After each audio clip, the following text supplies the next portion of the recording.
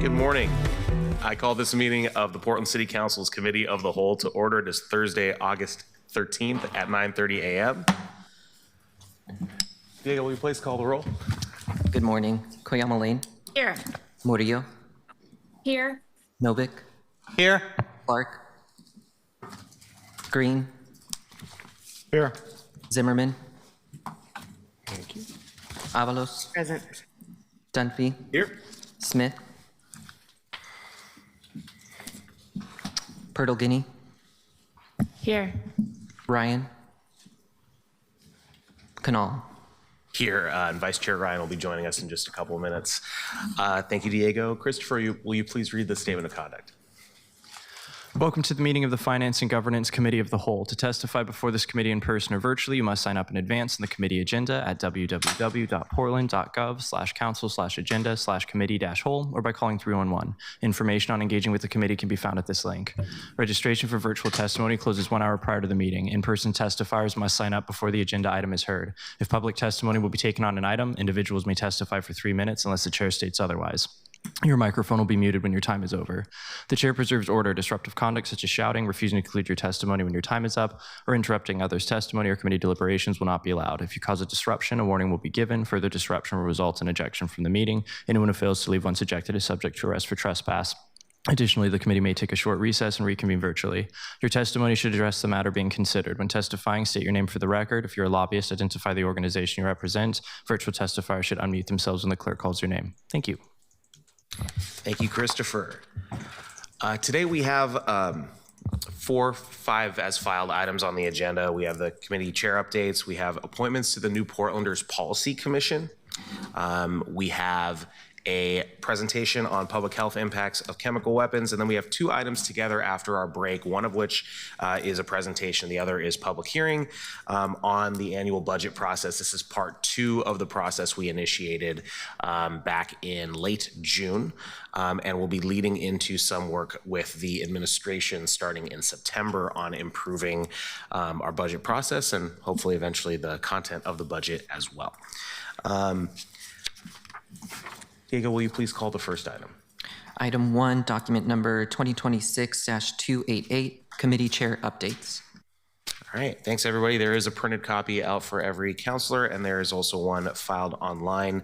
Couple quick things that have been updated in here. Won't go through everything, but I did want to flag 3 things. One, that this is our last meeting for 3 weeks. So our next meeting after this will be September 3rd because we've got the city council recess for the second half of August. When we pick back up, we are going to have a pretty significant agenda starting in September. There's quite a few things to get through. I think Council President may be able to correct me if this is anything other than tentative. I think it's still tentative that the CEI Hub zoning comprehensive plan and drawdown plan are all coming in mid-September, mid to late September to this committee. And the other thing I wanted to flag is that in October, we're picking up, there'll be an oversight hearing and we will be having a public testimony on that topic as well, which is not yet locked in, but it will be as soon as we get back from the break. That's pretty much it for part 1. Nothing really to update on parts 2 and 3. So I will pass it over for the committee update to Chair of the Public Safety Committee, Chair Steve Novick. And Chair Steve Novick forgot that he would be asked to do this today, and I confess I'm a little uncertain of which of the things we have coming up will be the next meeting and the meeting after that. The last Public Safety Committee hearing, we had a presentation from Denise Pena, the head of the Department of Community Justice at Multnomah County, and comments from people at the Police Bureau and Ceasefire about the relationship. That's something that I want to do continually, is talk about the intersection between the city and the county and public safety issues, which of course occurs repeatedly. There's the DA's office, there's the sheriff's office. I was meeting the sheriff yesterday to talk about having the same conversation with her. And there's also the issue of the interaction between fire and the county ambulances. We passed out an amended version of the psychedelics ordinance, stripping out the advisory committee last week. We did not get to the concealed carry legislation. I actually need to ask the administration to try to brief each of the CAPS members separately about that in advance, since the administration has indicated that's a priority. So I expect that to come up next time. And here is where we get to what I'm not sure whether we have nailed down for next meeting as opposed to the meeting after that. We at some point we're supposed to get a report from the PSR committee. We've got fire code amendments to do. And we are going to, at Councilor Murillo's suggestion, I've asked Chief Day to be prepared to explain why it is that response times have gotten worse, even though call volume has gone down. And Chief Day said that he's going to address that. And I think that Vice Chair Murillo is going to suggest some other participants in that conversation. So that's, and at some point, we're going to get a presentation on fireworks and the fact that we do not enforce the fireworks law, and have some discussion about whether we can do any level of enforcement just to send the message that if you break the law, you might be caught. Thank you. I failed to take questions for myself on the other parts, but I'm going to start since you just wrapped up. Chair Novick, anyone have questions for Councilor Novick? Councilor Portolgini and Councilor Reiner, you were both in the queue. My question is for you, Chair Cannell. Great. Councilor Ryan? Thank you, Chair. Thank you, Councilor Novick. I want to applaud that you're bringing in the county. In my 6 years here, I've often asked our mayors if we could have joint sessions on public safety with the county. We've done it with limited success on homelessness issues. But the fact is, on public safety, they're half of our public safety system, and the public doesn't realize that. And so, as you said, it's the DA, it's the sheriff, it's the public defenders. Our backlog that forces the quick release sometimes of criminality that no one can understand why, which is really difficult for our first responders who do that hard work, and then hours later they're released. Much of that is because of the county's defunding of public safety for the last 20 years. When you compare Multnomah County to Clackamas County, our budget in Multnomah County for public safety is 40% of the budget. In Clackamas County, it's 70%. Washington County is similar to Clackamas County. And I just want to keep daylighting that. Thank you. Thank you, Councilor Ryan. I also had a question for Councilor Chair Novick. On the response times topic, I'd love to coordinate. We have something on here as well coming that may be one of the topics of a hearing, but specifically for your conversation, I would love it if you, and I can help, connected with somebody in Baltimore.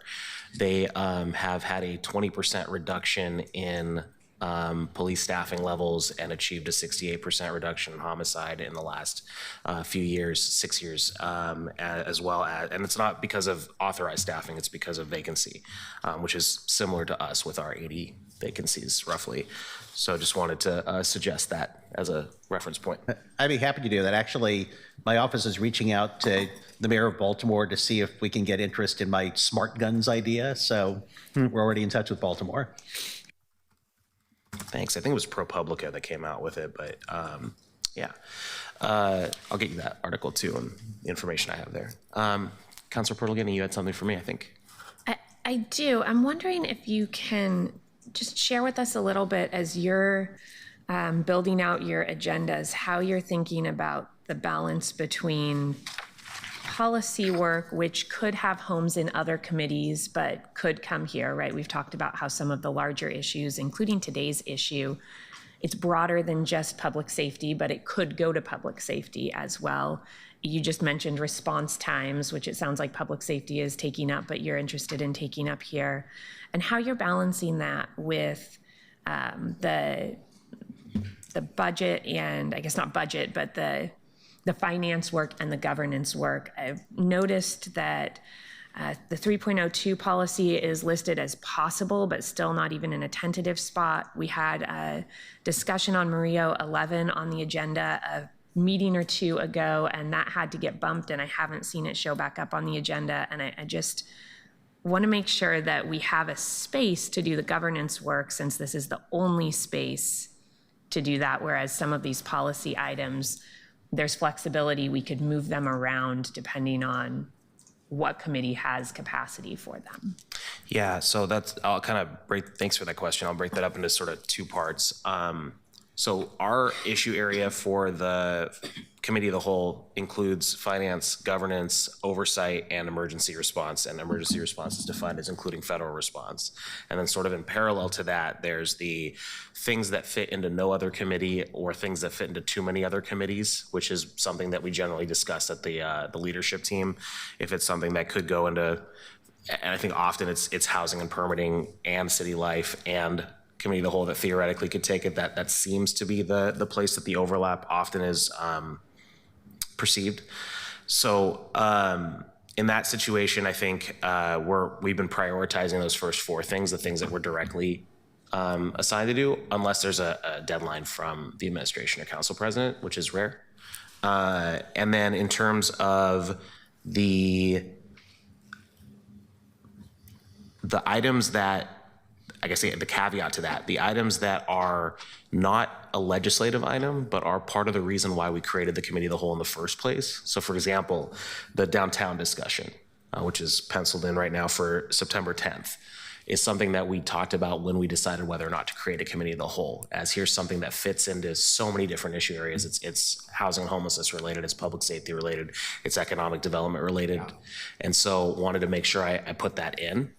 The other thing in the agenda setting, I would say, and there's exceptions to this one, but we're trying to get the appointments to eventually land on the meeting that we do on Wednesday afternoons, because it's a little hard to do high cognitive load things in the afternoon right before we go into an evening council meeting and feel like it's 6 straight hours of stuff. So there's that element as well. In terms of the second question, which with relation to making sure we get through those kind of core finance and governance things, with relation to, you said 2 of them. There's 3.02, which I know our offices are, I have an email I need to send you on that. And then there's also the council president election process, which is a work group we haven't had a chance to get landed on the calendar with 5 of us. As well as the conversation around Murillo 11 got bumped Yes. a meeting or 2 ago, and I don't see it back on this list. That was an administration request to give it that a little bit more time. I don't know what exactly yet, and I actually should follow up with council president on that one. Obviously, I put that on there. I think it's really important. Murillo 11, for those that don't know, is about how we communicate between the branches of our government. And there was a report proposed from the executive branch to us, I think is kind of how I would frame that. I wasn't part of the work group that set that up, but that's how it's been described to me, of how the administration would like to see that work, which everybody I've talked to was not the most excited about. And so the idea of having a discussion on that is vital to me. They asked for a little extra time. So it hasn't landed on here, but it's still in the ether, waiting to get scheduled. That one, but I think it's really important. No, I appreciate the overview. I just am seeing a lot of policy conversations that, like I said, could land elsewhere. And I'm seeing a lot of core work, especially around governance, which I think still has work to be done, not moving as quickly as we were led to believe it might. And I understand each case has its individual explanation, but I hope that we can make sure that this committee is getting through that core work. I understand that some of these pieces on public safety are really important to you, but we need to make sure we're getting to the pieces that only this committee can take on as well. Yeah, federal response is one of those things too. I'll just know, like there's been an error that was in the resolution from the beginning. That's why we keep hearing it described as Finance and Governance Committee of the Whole. But if you read the resolution's actual description, it says Finance, Governance, Government Oversight, which is why I mentioned to Councilor Novick a moment ago about the response times. I've been asked to do an oversight hearing on that by colleagues. And that's a request. It hasn't been considered, but and then the emergency response, including federal response, which admittedly there is some overlap there. Thank you, Chair. Councilor Novick, and then Councilor Ryan. Yes, in terms of topics for the committee of a whole, I want to reiterate a request I made before, which is I really want to go into next year's budget having taken a deeper dive into the issue of span of control. And I think a good place to start would be to have a session where we go through the 50 odd people who supervise fewer than 4 people. And I think in the course of 3 hours, you could actually talk a little bit about each of them. I know that in each case, the Bureau said, here's why this person needs to be in this classification regardless. But I still think it's the best place to start. and because I just do not want to go into next year's budget situation where we're arguing about span of control and we haven't had that kind of deep dive. The other thing I wanted to mention, this is a new suggestion, is I know, frankly, that one of the things that Chief Day will say about response times is that they're dealing with more complicated situations, partly because of they're dealing with people who have more severe mental health and addiction issues than we're used to dealing with in the past. And when I met with the sheriff, spontaneously, she said the same thing. And I've also been hearing the same thing from housing providers and shelter providers, that they are dealing with high acuity issues with mental health and addiction that is beyond what they were dealing with 6 years ago. So I was thinking that would be a worthwhile thing to explore, in public safety and in housing, but also here, just to sort of talk about the high acuity population and how that affects services across the board. Yeah, thanks for that. I think there was there's another angle to that last piece, which is also the state side.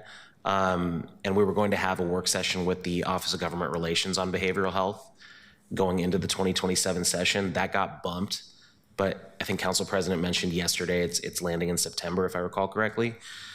So I think connecting those 4 different dots, because you're right, public safety here, housing and permitting, and on that side, all kind of makes sense. And I can talk to Council President about that work session run of show so that we're not overlapping too much content area.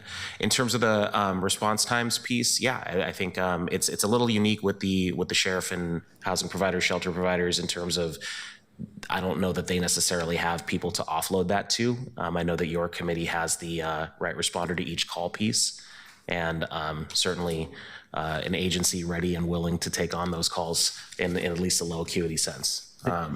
Yeah, although, I mean, one thing that I would obviously ask Chief Day is how many of these calls are things that could go to PSR? They're calls that PSR would not want to take because they have a criminal or at least a dangerous element that they wouldn't want to do on their own.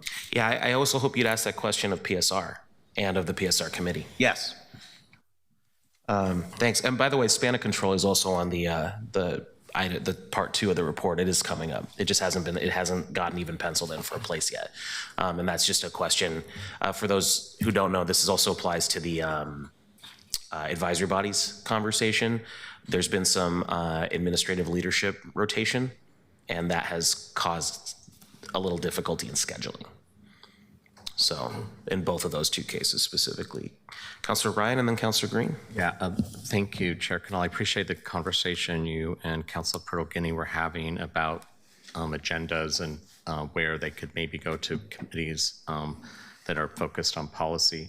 I think with item 3, I'd like to hear the reason why it's, for example, item 3 today is a good example of that. Why is it in this committee and not in public safety? Because the federal government is tear gassing people around the city, and this committee deals with federal response. So you're repeating that part about the federal response element of this committee. Okay. Emergency response, including federal response. All right. I'll wait till we get to item 3 to hear how we've been working with our public safety units to prepare for this meeting today. Thanks. This is an external stakeholder conversation. I'll leave that. I'll explain that when we get to that. Councilor Green. Thank you, Chair Canal. Councilor Novick, your request about the span of control is timely. I was like literally talking about that with the city administrator right before I walked into this room because there was a budget note that sort of got stranded from the connected amendment and my sort of chop from the top thing that failed, but then the budget note itself survived. And so he's working on that right now, and so I want to make sure we don't have multiple span of control conversations happening simultaneously. And so I don't know if it's this committee or if it's a work session after he's done that work, but I welcome that. I want to say if we go into the next budget not having that conversation, we'll have done ourselves a disservice. So thanks for bringing that up.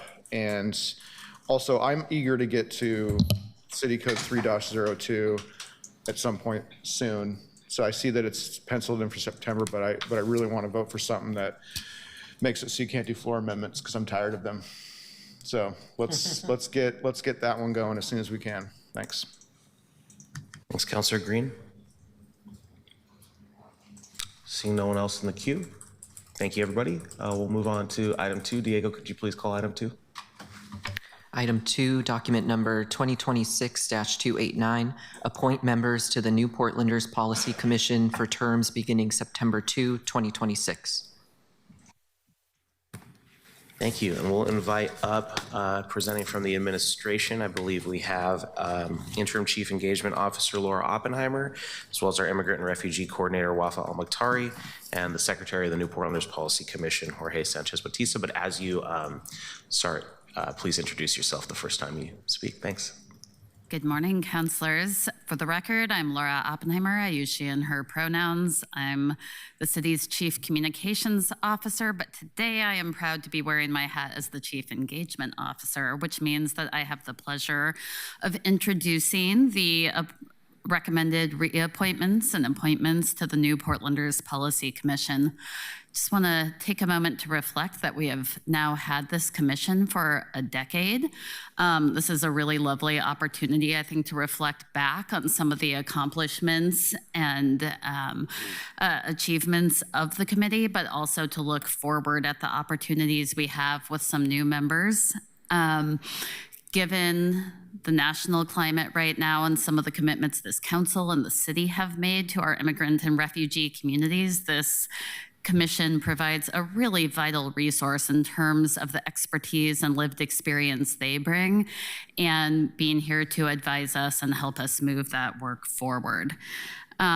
You'll hear today about the 17 members who are being recommended to either remain on the commission or join the commission.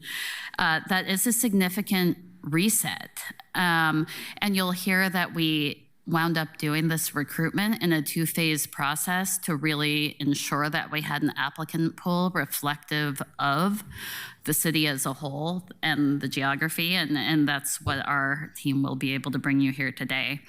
Wafa Al-Makhtari is the amazing coordinator who leads this work as our immigrant and refugee coordinator within Civic Life. This commission is an important part of that. And then Jorge Sanchez Batista is the secretary of the New Portlanders Policy Commission, and you will see also recommended for reappointment. He has graciously agreed to stay on and continue serving the city. I'll turn it to Wafa. Good morning, Committee Chair Canal, Vice Chair Dan, Vice Chair Tiffany, and members of the committee. Do y'all hear me okay? Is my mic working? I can't hear you. Now it's on. But good morning. My name is Wafa Al-Makhtari. I am the Immigrant and Refugee Coordinator for the Office of Community and Civic Life. I'm also the staff liaison for the New Portlander Policy Commission, NPPC for short. Today, I am pleased to present the recommended appointment and reappointments to the Commission. For today's agenda, we'll begin with a brief overview of the Commission. Then we'll share the recruitment, selection process, introduce the individuals recommended for appointment and reappointment, highlight the collective strengths they bring, and conclude with the action requested today. Here's some photos of the New Portlander Policy Commission leaders in action. On the left is Gulzar, who has passed away and no longer with us. May she rest in peace.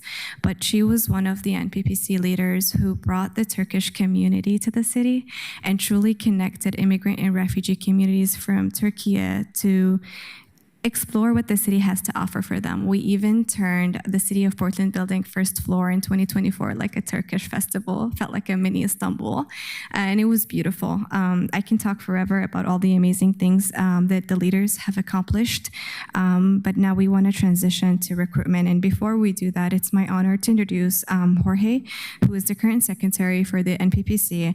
He'll walk us through the next few slides and provide some context about the NPPC and the work. Good morning, Chair Canal, Vice Chairs Ryan and Koyama Lane, and members of the committee. It's a privilege to be before you again. For the record, Jorge Sanchez Batista, and as Wafa had mentioned, I have the privilege of serving as the Secretary of the New Portlanders Policy Commission, or NPPC. I'm stepping in for our current chair who couldn't make it here today in person. But alongside Wafa, I'm here to present the recent work of the NPPC, as well as our recommended nominees for council approval. As Director Oppenheimer mentioned, in 2016, during the first term of President Trump, the city, alongside community organizations and community leaders, established the New Portlanders Policy Commission to bring the voices, priorities, and experiences of immigrant and refugee communities into local policies and services. Under Chapter 3.131 of City Code, the NPPC advises the mayor, city council, city administrator, and city bureaus. And I would like to also take a moment to recognize the Office of Community and Civic Life for its continued support and work over the past decade. Even aimed at reduced services and funding, they have continued to show up for and support Portland's immigrant and refugee communities. Next slide, please. Since the beginning of 2026, the NPPC has worked on several initiatives to support Portland's immigrant and refugee communities, as you can see on the slide. We have collaborated with Council Puerto Guinea to allocate $150,000 to SOAR Legal Services, supported the planning of Welcoming Week and its many community events, and have been working with the League of Women Voters to organize a voter registration and civic education event. We hope to encourage newly naturalized citizens to participate in the upcoming November election and strengthen civic engagement within our immigrant communities. Next slide. And on behalf of the Commission, we continue to extend an invitation to you all to attend our meetings and use the New Portlanders Policy Commission as a resource and advisory body. Our leadership team, which includes myself and our chair, Maritza Kritz, who unfortunately couldn't make it today, has been coordinating with WAFA and Civic Life staff to bring elected officials, CBOs, community-based organizations, and government agencies before us to the Commission. This is the work of the Commission by collaborating with elected officials, CBOs, government agencies, to create a direct connection between city government and the communities we represent. We bring information and resources back to our communities while also bringing their experiences and concerns and priorities back to the city. Ultimately, that is the purpose of having this advisory body like the NPPC, to create a meaningful bridge between our communities and city government. If we are not engaging with one another and creating those connections, I just have to say, then we have to ask ourselves, what is the purpose of having this body? Next slide, please. The creation of the new Immigrant Affairs Liaison within the Office of the Mayor has been an incredible resource for the Commission. We have now a direct line of communication to the Mayor's office, with the Immigrant Affairs Liaison providing monthly updates, answering questions, and working to ensure that information reaches our communities. This has been a clear demonstration of how stronger communication between city leadership and immigrant communities can work in practice. Next slide. The Commission can now consist of 25 members, with each member serving a 3-year term with the option to renew once for a maximum of 6 years. Commissioners are responsible for attending, as it states right there, monthly meetings, supporting the coordination and planning of Welcoming Week, representing the Commission at events, and advising the city on issues affecting immigrant and refugee communities, and serving on committees and work groups as needed. In accordance with City Code, commissioners must live, work, volunteer, worship, or attend an educational institution within city limits. In addition, bringing lived experience and a commitment to Portland's immigrant and refugees communities. And lastly, I will say that these responsibilities are more than just filling seats. They are about ensuring that voices, experiences, and priorities of our immigrant communities have a direct path to City Hall. And I'll pass it back to WAFA. Our initial recruitment began ended 2024 and continued into 2025. One of the gaps we identified in the original applicant pool was geographic representation, particularly from District 1 and District 2. Because representation matters for the Commission, we made a decision to relaunch recruitment in April 2026, rather than simply move forward with the pool we had. From May through June, we conducted additional outreach through community-based organizations, partner networks with intentional outreach focused on District 1 and District 2. Applications were then reviewed by current NPPC commissioners in July, and recommendations were developed for appointment. Today brings us to the final step, council consideration and confirmation. Across the two recruitment periods, we reviewed a total of 38 applications. We received 29 applications to end of 2024-2025 recruitment, additional 9 applications through the 2026 recruitment. The applicant pool reflected significant racial, ethnic, cultural, professional, and lived experience diversity, including applicants identify as Asian, African, Hispanic or Latino, Pacific Islander, Middle Eastern, multicultural, and diverse backgrounds. That diversity is important because NPPC is intended to bring perspectives into city government that have historically been underrepresented in public decision making. When it comes to the selection process, current NPPC commissioner participated directly in reviewing the applications and developing the recommendations before you today. The selection process considered several factors, including lived experience, connection to immigrant and refugee communities, community involvement, professional and volunteer experience, geographic representation, and interest in contributing to the work and the mission of the NPPC. From the 38 applications reviewed, 17 individuals are being recommended. That includes 13 new appointments and 4 reappointments. Geographic representation was an important consideration through this process. Of the 17 nominees, 15 reside within Portland, with representation across all 4 city council districts. 2 nominees reside outside of Portland, but meet the commission's eligibility requirements through another qualifying connection to Portland, such as working, attending school, owning business, or worshiping within the city. This allows us to maintain a strong geographic representation. Next slide, please. At this point, I would like to recognize individuals being recommended for appointment and reappointment. The following slides show the names of the nominees, along a short quote of each person about why they want to serve on the NPPC. I'm going to move through these slides as we hear from nominees, giving them the opportunity to introduce themselves and speak for themselves about who they are and why they want to serve. We wanted to provide nominees with different ways to participate today. So some are joining us virtually, some are here with us in person, and others have provided pre-recorded introductions. We'll begin with those joining us live virtually, followed by our in-person nominees, and then the pre-recorded introductions. To the nominees, as you introduce yourself, please briefly share your name, whether you are being appointed or reappointed, and a little about yourself and why you're interested in serving on NPPC. Virtual speakers can speak.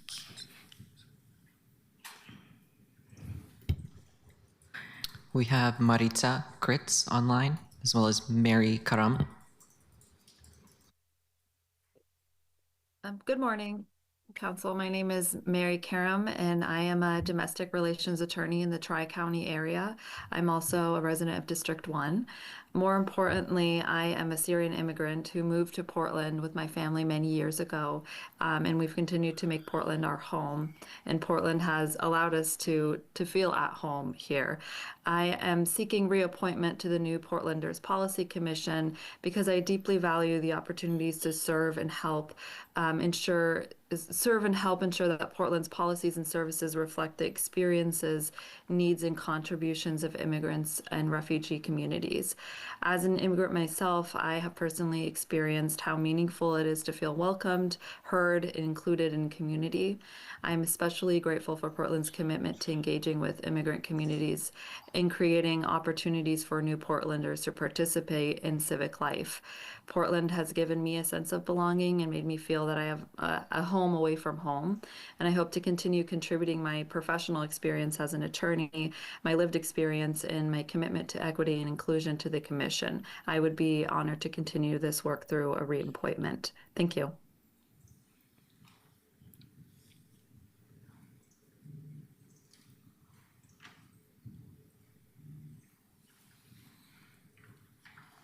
Good morning, councilors. My name is Maritza Kritz, and I'm honored to be reappointed to the New Portlanders Policy Commission, where I currently serve as chair.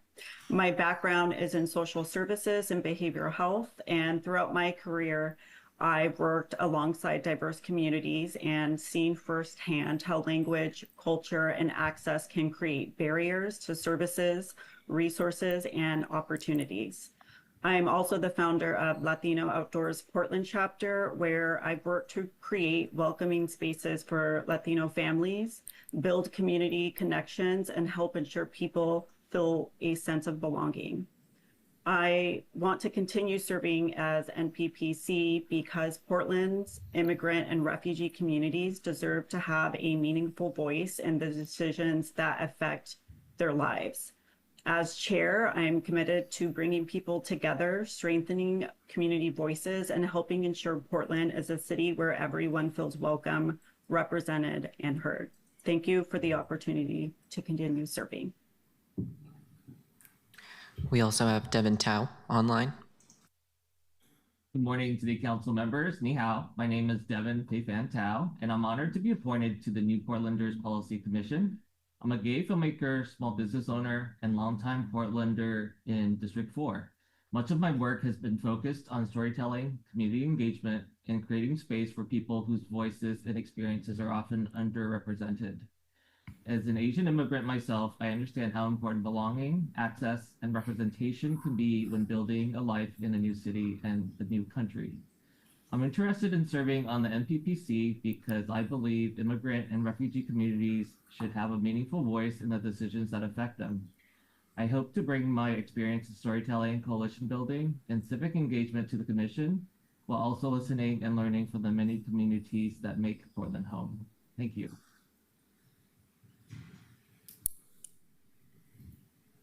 Thank you. Now I would like to invite our first 3 in-person nominees to come forward to the podium. So it's going to be Alejandro, Cindy, and Jorge.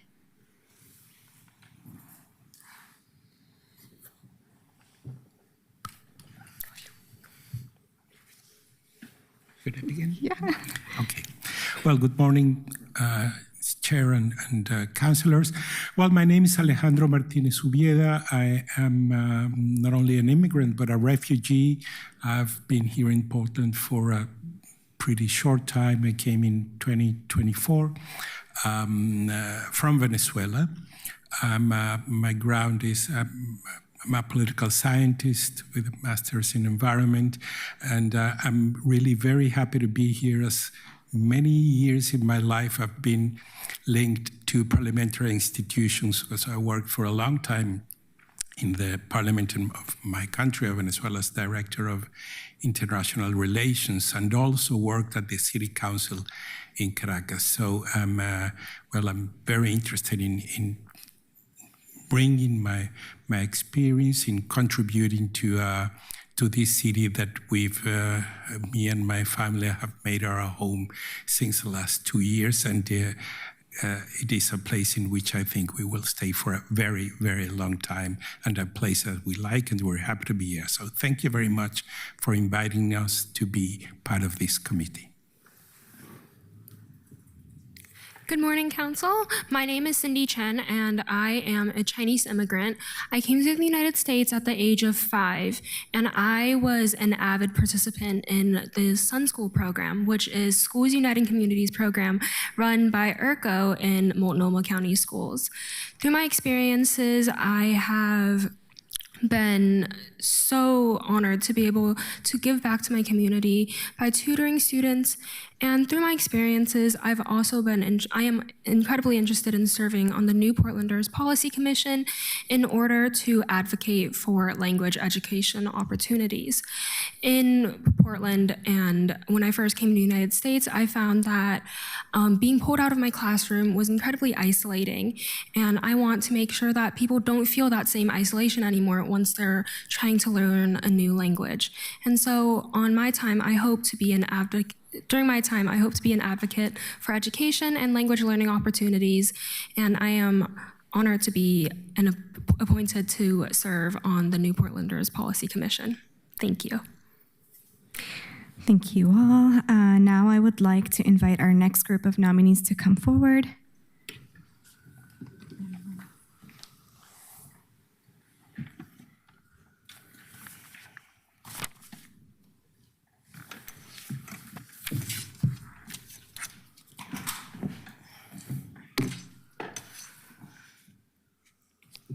Who wants to start?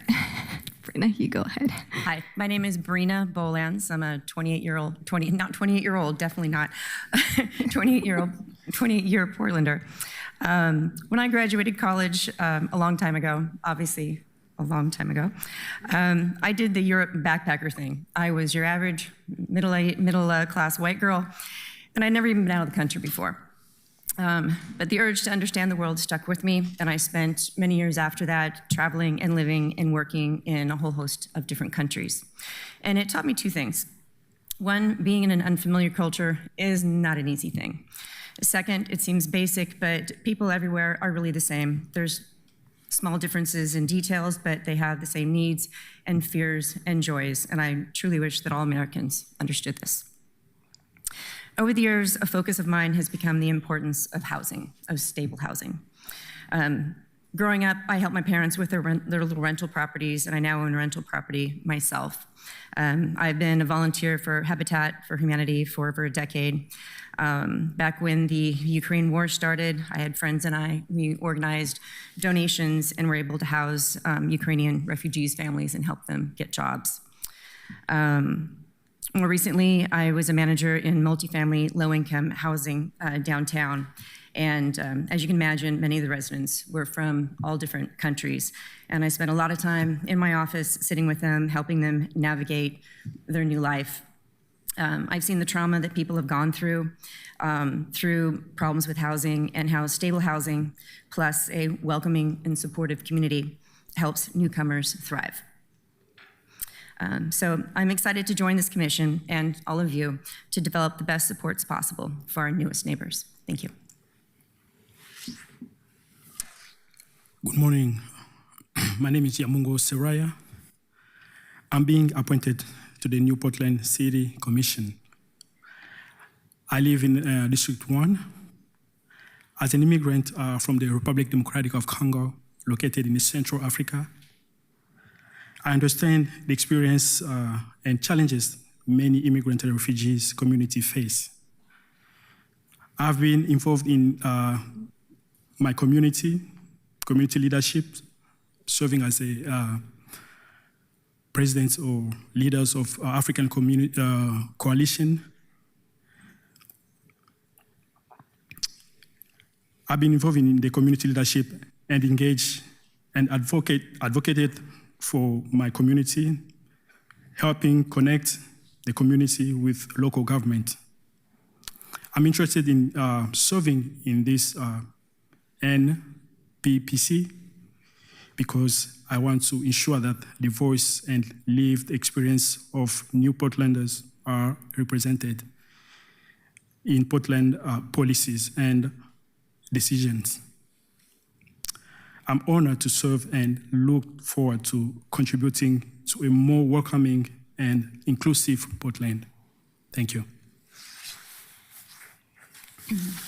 Good morning. My name is Marisa Tapia, and I'm honored to be appointed to the New Portlanders Policy Commission. As a first-generation Mexican-American born to immigrant parents, I have witnessed firsthand both the challenges and resilience of immigrant communities. As a clinical social worker with a background in mental health and social justice, my work has been driven by a passion for creating more equitable and culturally responsive systems. In my current role, I support unaccompanied minors, helping them navigate complex systems, trauma, and the challenges of rebuilding their lives. Given the heightened social and political climate affecting immigrant, refugee, and asylum-seeking communities, I felt a strong call to action to bring that experience to the local level and continue contributing to the Portland community.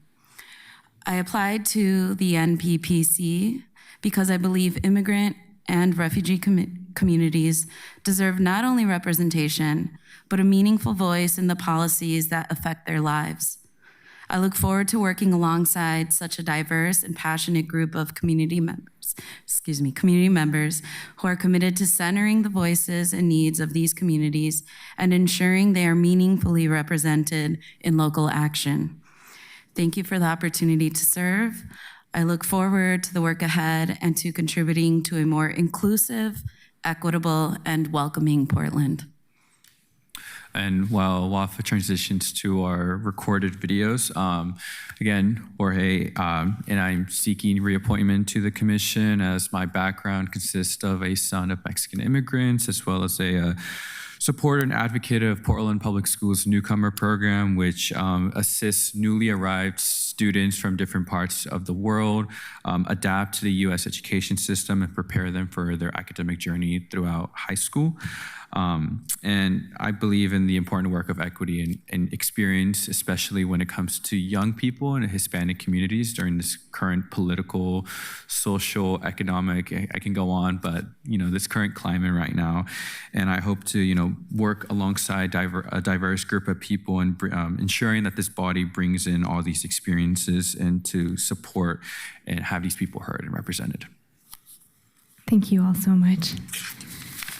For nominees who were unable to join us live today, we also provided an opportunity to submit a brief pre-recorded introduction, so we'll hear from them now.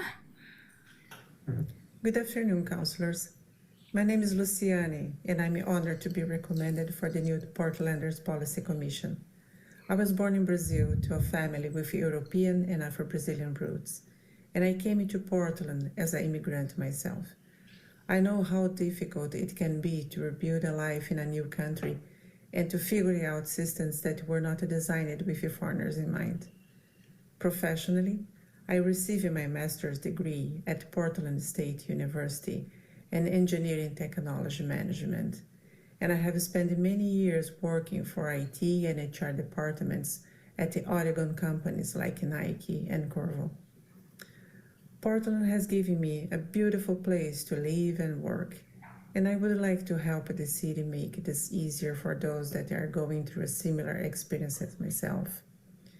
For me personally, it's important to create a place where people feel safe and supported, no matter what their race, country of birth, gender, or the way they speak.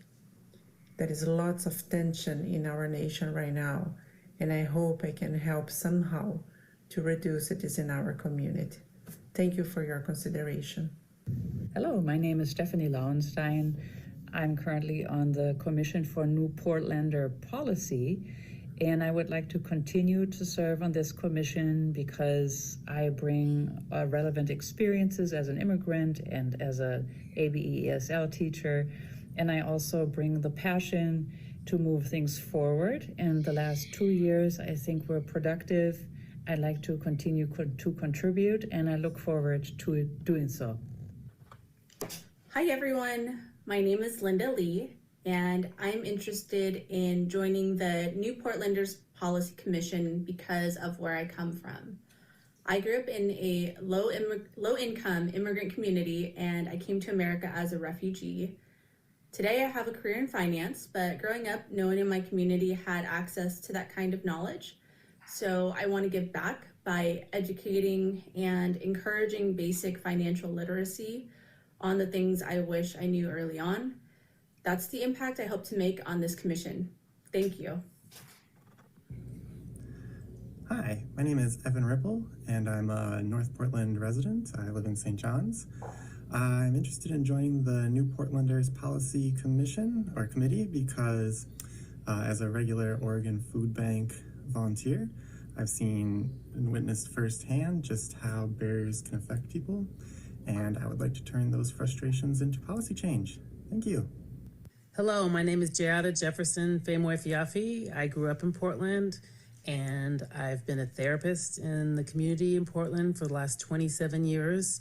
Married to an immigrant, and I am very eager to both understand and help affect policy. And I have one video to play that we were not able to embed in the PowerPoint because this was last minute, but I would like to take a moment to do it. Just give me 1 second.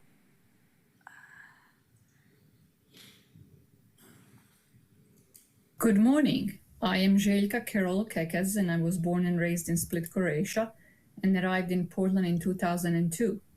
Over the past 24 years, Portland has been my home, my community, and the place where I built my life and a career. I'm an urban designer and a founder of Place, a global landscape architecture design studio with Galleria, committed to social impact through community stewardship and art.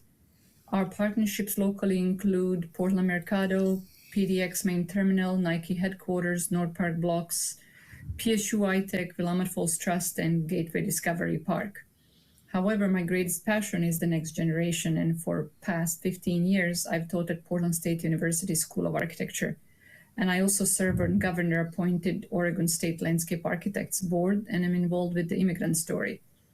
I'm especially honored to join the new Portlanders Policy Commission and help ensure newcomers have a voice, opportunity to lead, and a meaningful role in shaping Portland's future. Thank you for the opportunity.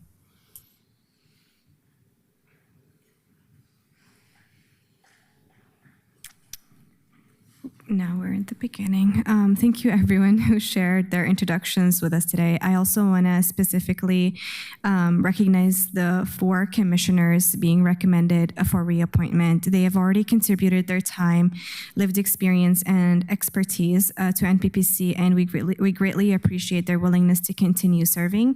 I also want to take a moment to recognize and thank Carrie, Bernal, Sahar, Kolini, Mia, Mahad, Gulzar, may she rest in peace, Demet, Dr. Bahar, Masara, and Sankar for their services to the new Portlander Policy Commission. On behalf of the City of Portland and the Office of Community and Civic Life, I want to express our sincere appreciation for the time, energy, lived experience, and leadership you have contributed to NPPC.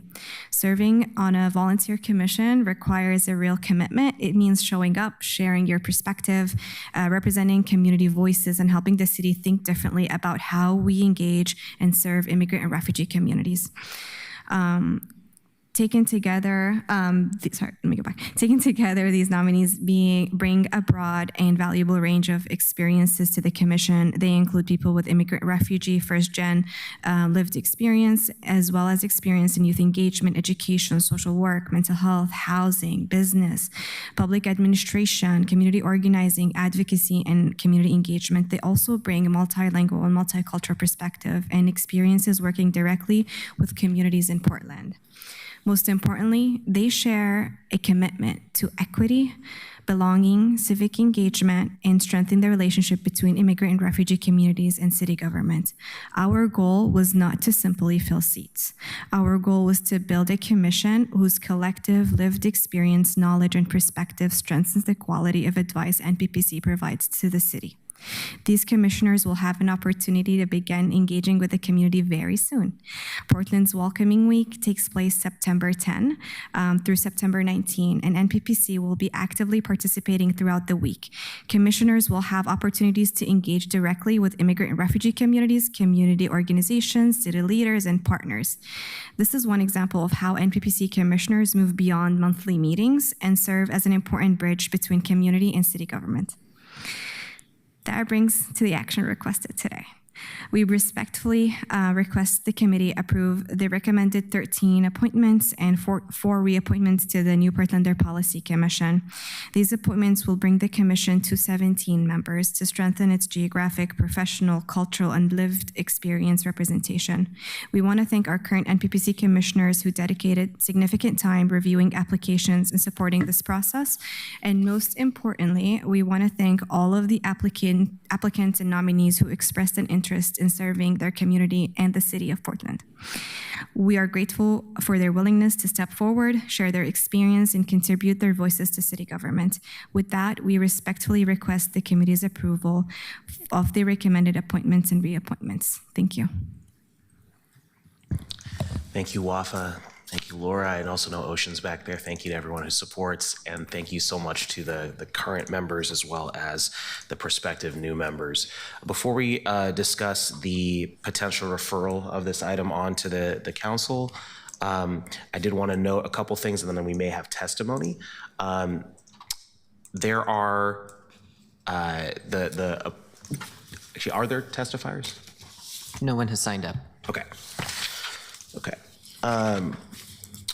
So, colleagues, I have put up an amendment to this. And the reason for it is that we learned earlier this week that this agenda item was submitted without the reappointed members noted on there. It only had the appointees. And so my office worked with Immigrant and Refugee Coordinator Wafa Al-Mokhtari at Civic Life to update this report with the amendment that you received via email and which is filed online. All names are now updated and presented in the sort of standard table, which includes a start and end dates. So after, I guess, since we don't have testimony, I was going to float this and then take testimony. Just in terms of this sort of technical addition of the 4 people we've heard from, I will move Canal 1 and ask for a second on that. Second. All right, seconded by Councilor Pirtle-Guinea. Is there any discussion on the amendment? And then we'll have, as soon as the amendment is resolved, we'll have the broader discussion, but this is just on the amendment. Seeing none, Diego, will you please call the roll? Koyama Lane. Aye. Murillo. Aye. Novick. Aye. Clark. Oops, sorry, absent. Green. Aye. Avalos. Absent. Dunphy. Aye. Smith. Aye. Pirtle-Guinea. Aye. Ryan. Yeah, we have to add the reappointments. Aye. Canal. Aye. With 8 ayes and 2 absent votes, the motion to amend the report to add the 4 reappointments as shown in Canal 1 is approved. Great, thank you. We'll now open this up to questions to staff or appointees or reappointees or general discussion from the council or from the committee, I apologize. We'll go to Councilor Pirtle-Guinea followed by Councilor Smith. Thank you, Chair Canal. First of all, thank you to everybody who's stepping into this role, either as a reappointee or for the first time. We appreciate everything that you are bringing to the city and the way in which you will help us do a better job serving all Portlanders. Wafa, I do have one question. It looks like your entire commission is up for appointment today. Often we see rolling appointments to make sure that there is continuity of work, things like that. Is this intentional? You all prefer to have everybody up at the same time? Is this kind of backlogged because you had to start the process of recruitment over, so things just backed up and this is where we are?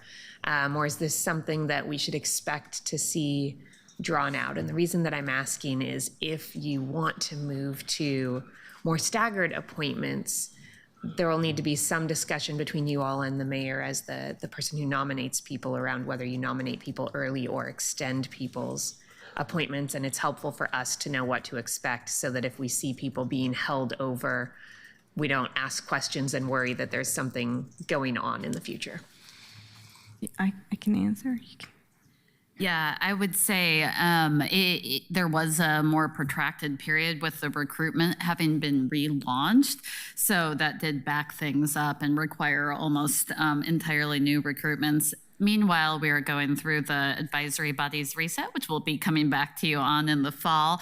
So I think that's an opportunity to kind of have a broader discussion on how do we want to stagger those appointments when you do wind up with this kind of backlog. If you want to say anything more specific about this commission, please feel free. I can add specifically, I joined the city 2023, and at that time we had NPPC members who they had term to like serve, and so I was onboarding and getting to know, and then we recruited, and that's when we had Jorge, Maritza, Mary, and 4 join. So most of who were on the list, they've exceeded their limit to renew or be reappointed, and 6 of them are able to be reappointed, but only 4 because 2 of them are, life and kids and work. So from the 6 who were able to serve again because they haven't maxed their limit, have decided to be reappointed. I don't know if that answered your question, Counselor. I hope it did. That's helpful context, and I think what I'm hearing is there may be a conversation internally about how to stagger things in the future if you come back and folks have have been held over on their first term or you're reappointing early, we should expect to maybe see some of that in the future. Correct. Is that okay? Yes. Perfect. Thank you. That's really helpful. An incredible work on this group of Portlanders who you're bringing forward to us. It's clear that you've not only really leaned into making sure that we have a diversity of experiences in how people ended up in Portland and where in Portland they live and where they came here from, but also a huge diversity of experience in what people have done since they've been here. And I think we will gain so much from all of the voices that are on the commission. I really look forward to the insight and energy and leadership that this body will bring. I do just want to say to everybody in the room and any of your appointees who are still online with us, please don't hesitate to bring things forward to council. You do a lot of work, we know, with the administration advising the day-to-day implementation of things. If there is work that this council needs to be doing that you're seeing that we're not seeing, please bring it forward quickly. We want to make sure that your time here is really serving our whole community, and that means that we have to be ready to hear from you about what changes we need to make. So I'd like to extend that invitation to all of you as you serve on the commission to make sure that you are letting us know what we need to be doing better as well. Thank you all. Thank you, Councilor Pearl Guinea. Before I continue with the queue, Council Clerk wanted to just update something real quick. Thank you, Chair. Apologies, I misspoke on the roll earlier. The motion was approved with 9 ayes and 3 absent, not 10 ayes and 2 absent. Thank you. Thank you. We'll continue with the queue. Councilor Smith, followed by Councilor Green. Thank you, Mr. Chair. Congratulations. I appreciate the work that you do, and I just want to piggyback on what Councilor Pearl Guinea said. If there's anything that we can do from District 1, which is the furthest district in the city, I consider it our new front door for the city of Portland. It begins at 82nd all the way out to 162nd, to the north from Marine Drive all the way out to the city line. And we have one of the most diverse districts, and I would dare say one of the most dynamic districts in the city, because we are trying to, from our office, make sure that everyone feels like they have a voice in City Hall. We put up a district office last year on Halsey and 105th. I don't know if you all are familiar with it, but we do have a district office. Melinda Valentine, who runs that office, she just got promoted to district manager and constituent services director in that office. And we are there every day. And if you do need something, please do not hesitate to call. But I had a question, because I was looking at your previous notes. How many folks are actually on the commission at one time?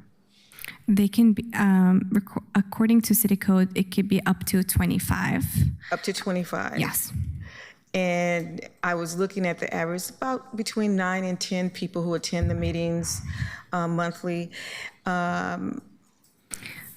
Couple of things that I think that are important. I sit on the Public Works Committee, and I'm the vice chair. And one of the things that I find that is very difficult for communities, underserved communities, period, no matter where you come from, the ability to interface with government and get government contracts. And there's been such an uproar on the national level about DBEs and those kinds of things. We want to put together a forum that will teach businesses, New Portlanders, Black and brown folks, how to become certified so that you can actually, you can compete for some of the city contracts. And particularly, we have big contracts that are out there. There's still work available. We have Bull Run, it's a $2.2 billion project. We have other city projects that we have underway. And I think that people have been discouraged from getting their DBE designation. And that's one piece, but the other piece, that is really important too is getting COVID certified with the state of Oregon so that you can have access to state and local contracts that you can get actually you can get extra points for being a DBE because they, on some of these contracts, particularly transportation projects, you can get some advantage on that. So we're going to do that. And we want to make sure that we're contacting New Portlanders because at the end of the day, I mean, we're talking about livability. If we can't help the folks in our community be more successful economically, then what are we doing? We want you to have a voice here, but we also want you to make a living and to share with you ways in which that you can do business with the city of Portland, in addition to giving us feedback on our policies. We want y'all working. I want y'all working because I want a Social Security check when it's time for me to get my Social Security check. So I want people to be into the system. But at any rate, it is so good to see all of you here online and in person wanting to do this work because it is honorable work and it is necessary. And we have to be deliberate about when we're serving folks and intentional about what we do. So I think is Promise King in here? Promise King, can you raise your hand? He's in the back and he's on my staff. And if you all could give him your contact information so we can follow back up with you, because I want to make sure that we have folks from your group and so that you can go out into your communities and tell them about our forum that's going to be coming up. Amazing. Thank you. Thank you. We'll make it happen. Councilor Green, followed by Novick. Thank you. I just want to say thank you for volunteering. Thank you for Wafa. Thank you for bringing it forward. Jorge, bringing forward these great nominees and people who've re-upped again. It's such an important interface with the city government and largely our immigrant community, but also just this broader sense that the city works for people in community. And so I want to continue to lend my support for this work. And Councilor Canal, thanks for really taking this stuff seriously and making sure that we're given the due time and consideration to our volunteer bodies. And I'm going to take a risk here, but some of you guys have used some Mandarin this morning, so I want to try and offer a xie xie ni banju woman de chengshi, which is thank you for helping our city. Thanks. Thank you. Thank you, Councilor Green. Councilor Novick, followed by Ryan. Thank you, Mr. Chairman. I wanted to say, really appreciate the experience and the commitment of these nominees. I also just wanted to say that I've rarely seen so much information conveyed in so little time. To have these incredibly meaningful, although brief statements from each of the nominees was just wonderful. So thanks so much for organizing that. Thank you. Councilor Ryan. Thank you, Chair Canal. I was doing some thinking there. First, thank you for this item. I had 1 year as a commissioner. It was 2023, overseeing civic life. And I'm not going to lie, you coming on board, Wafa, was one of the big bright spots of that year. And in 2023, when I inherited it and you came on, we kind of came on at the same time. It was we needed to do some rebuilding at that time. And quite frankly, the New Portlanders Commission was ignored, I'll just say, by previous commissioners. And so I'm very connected to this, and it feels good to see you. It's just great to see you, Wafa. So in fact, I was nudging my staff when you first got up here to make sure that I got to a welcoming week activity, because they're always so uplifting. You answered Councilor Purtle-Guinea's question well. And yet I just wanted to add that you did so much work in 2023 to clean things up, if you will, with, of course, Ocean. But I want to just say this maybe for you, and I don't think it's off. It's not because of your leadership that things got backlogged. It was the government and political transitions taking place since then, starting in 24 till this moment. So it had nothing to do with you. It had everything to do with us, if you will. So I just wanted to acknowledge that. So thank you for your great work, and I really do appreciate it.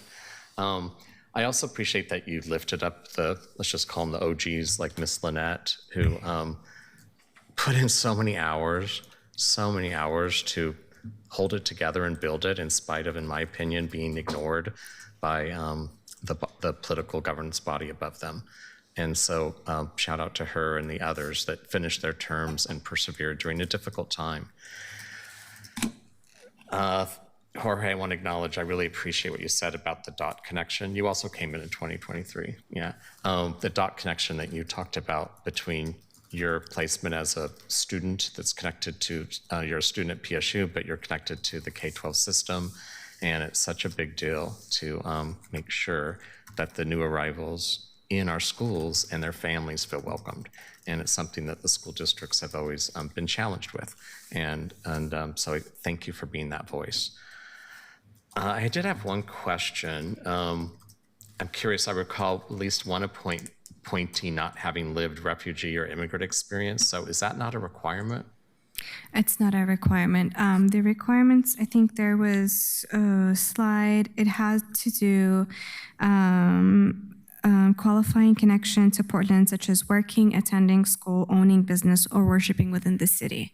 So being a resident is not a requirement.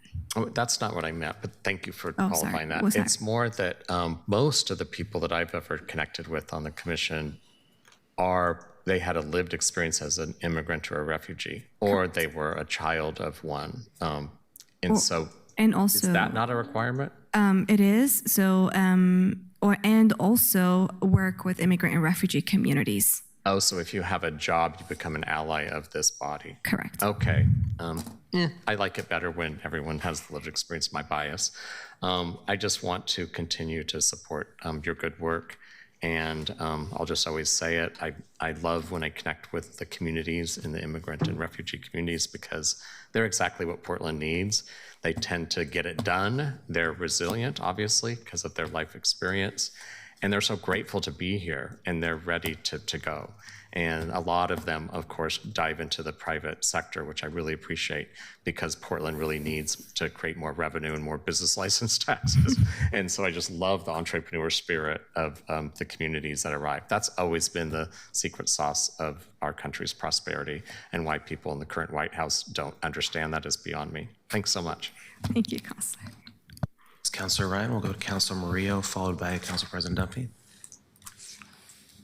Hi, everyone. Sorry I'm virtual today. I'm not feeling very well, but I really appreciate you all being here and to get to hear some of your stories and background.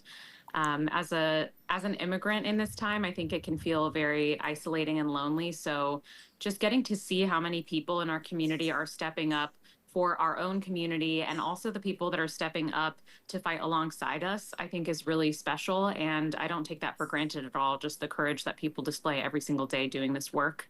And I just wanted to open things up to you and let you know that my office is always available to have a conversation if there's a policy change that's coming up, if there's a community group you want to engage with, if there's something we can help promote on our social media, our newsletter. I would love to help amplify the work that you're doing and the outreach. I think oftentimes in this work, especially in policy, I actually disagree with Councilor Ryan a little bit in this, I think, because I do want people that aren't immigrants to be in these spaces fighting for us, because it's going to take people of all types to be doing this work. And our lived experience is important, but only insofar as it is informed by a belief that we truly do all deserve to be liberated from these systems. And, our communities are not a monolith. There are organizations that don't agree with one another on the things the city or the policies that are coming up. There are people that don't agree with one another within our own community about the best ways to address the harm that is coming at us from the federal government and sometimes even the local government. And so I would just encourage you to really do broad outreach and to develop a political analysis that is your own. Because this time is going to require a discipline from all of us that is beyond what's personal and into what is actually going to be functional for us to survive this. So just saying that and opening that up to you, as well as noting that there have been times where there has been tension between, I would say, the executive branch and the legislative branch here at the City Council about what policies we want to pass for our immigrant communities and why, and which groups we are listening to and why. And so I hope that in the work that you're doing, that you will take all of that into account and then bring all of that assessment and that wisdom back to us as recommendations that we can really dig into. So thank you so much for your work. My office is always open to you, and solidarity with my fellow immigrants. Thank you. Thank you. Thank you, Councilor Murillo, Council President Duffy, and then Councilor Koyama Lane. Thank you, Chair Canal. I want to echo what my colleagues have said to everybody who's willing to step up right now. This is a moment where we really need all voices to step up and proactively defend what kind of community we are, and I'm just really grateful to everybody. I also really want to thank you all for this recruitment process. First, as Councilor Novick said earlier, I loved that we also got just the little video clips from folks. It is so much of a more full experience for us to actually be able to hear from folks directly rather than seeing an Excel spreadsheet. So thank you for making that extra effort. I know that's hard and extra work. I also want to just echo what Councilor Smith said, which is that, District 1, I really appreciate the extra effort to try and find voices from our community, because District 1 is different than the rest of the city, but the challenges are also very different, and the population is very different, and we really need, just because it's hard to find people to sign up to volunteer from District 1 doesn't mean we don't try a little harder. It means we improvise and we try to find different ways to find those voices. So I'm thrilled to be supportive of this. I'm thrilled to support every single member who is willing to step up right now, and thank you for taking the extra effort. Thank you, Councilor Koyama Lane.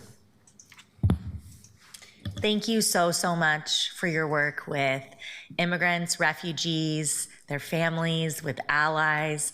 I loved I think it was slide 18, that was talking about the collective strengths of the appointees. And what I thought immediately is that those collective strengths really align with the core values of our city, of equity, collaboration, communication, anti-racism.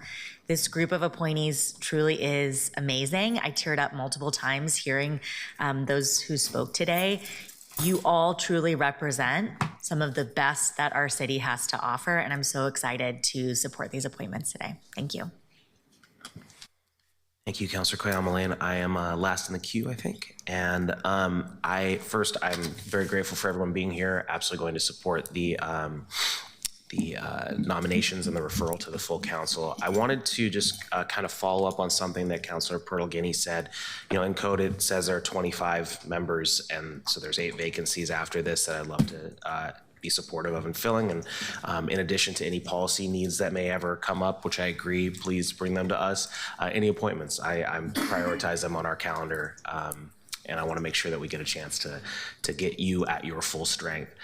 With relation to the dates, my suggestion would be, because I imagine as you're rebuilding, and as a side note, I've seen WAFA doing this work to rebuild and to get everything from my literal seat, maybe 30 feet from her when I worked at the Portland building, her and Ocean as well. So watch that work happen, as Councilor Ryan mentioned it since you started. But as that work goes forward and when it is at full strength, it may be helpful to look at the end of September so that folks are finishing their term with welcoming week, and also to stagger it year over year. So maybe if the next 8 spots are for a term ending in like September 2029 and can kind of get to that point just with alignment with best practices. And that also, I think, will help with institutional knowledge retention. You mentioned an amazing group of people who have cycled off and who we are all grateful for as well. I've spoken with Sankar and Mia and so many of the other folks and really appreciate the work that they've done on this. And so I want to make sure that that continues into the future. I think we have seen that this commission has had relevance not only in this building, but out in the public in terms of making folks feel and actually be represented in government decisions now, as well as in the past. That function is among the most important parts of this work. Beyond what's in the code, being a part of our government and being seen is incredibly vital. And I appreciate that both as a counselor and as an advisory board staffer, and of course, as a child of immigrants myself. I also do appreciate the policy work. We saw last year, Councilor Pertolgini brought forward legislation that was based on conversations and recommendations from the NPPC about the Immigration and Legal Services funding. And so definitely want to continue that work and broaden that as much as possible. So to new appointees, what you do matters, and we take what you advise us on very seriously. I do want to add one other thing. You mentioned Gulzar. And I worked with the Focus Intervention Team Community Oversight Group when Chanel Thomas passed away. And it mattered to every other volunteer who was on that. It mattered to the staff. It mattered to the Focus Intervention Team officers who worked with that Community Oversight Group. And it was really, really difficult. And so for the 4 reappointees, for everybody who served, and for all the staff, yes, may she rest in peace, and also my support and solidarity with you, because I know how hard that is. And I appreciate how you've managed to keep going with that. With that, I'll welcome a motion to refer this item on to the full council with a due pass recommendation. So moved. Second. Moved by Councilor Ryan, seconded by Councilor Novick. Is there any further discussion on this item? Seeing none, Diego, will you please call the roll? Moved by Ryan, second by Councilor Novick. Koyama Lane. Aye. Murillo. Aye. Novick. Aye. Green. Aye. Avalos. Aye. Dunphy. Aye. Smith. Aye. Pertolgini. Aye. Ryan. Aye. Canal. Aye. With, oh, I'm sorry, was that an aye? Aye, yes. Thank you. With 10 ayes and 2 absent votes, the motion to refer the report as amended, document number 2026-289, to City Council with a recommendation it be accepted, is approved. Thank you very much. We'll keep you in the loop as soon as it's scheduled at the full council.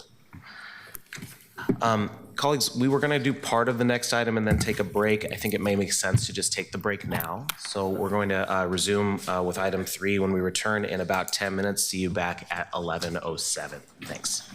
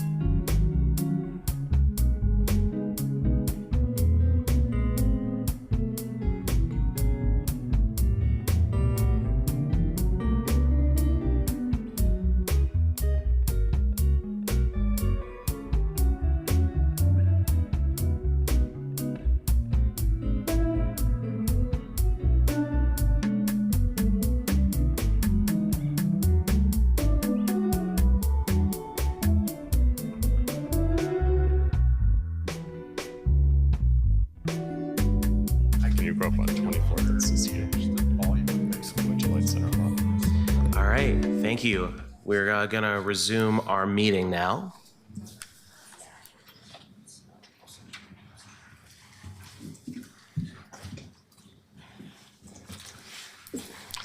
Diego, could you please call item 3? Item 3, document number 2026-290, public health impacts of chemical weapons. Thank you so much. I'm going to invite up our panel today, and as they're coming up, I'll just give a little intro on this. But I think we have 3 folks in the room and 1 online. Please feel free to come on up to the front. Today, colleagues, we're going to hear a brief presentation on the public health impacts of chemical weapons usage here in Portland. Again, this relates specifically to the health side of it, and so its substance is appropriately addressed by those with health and environmental expertise.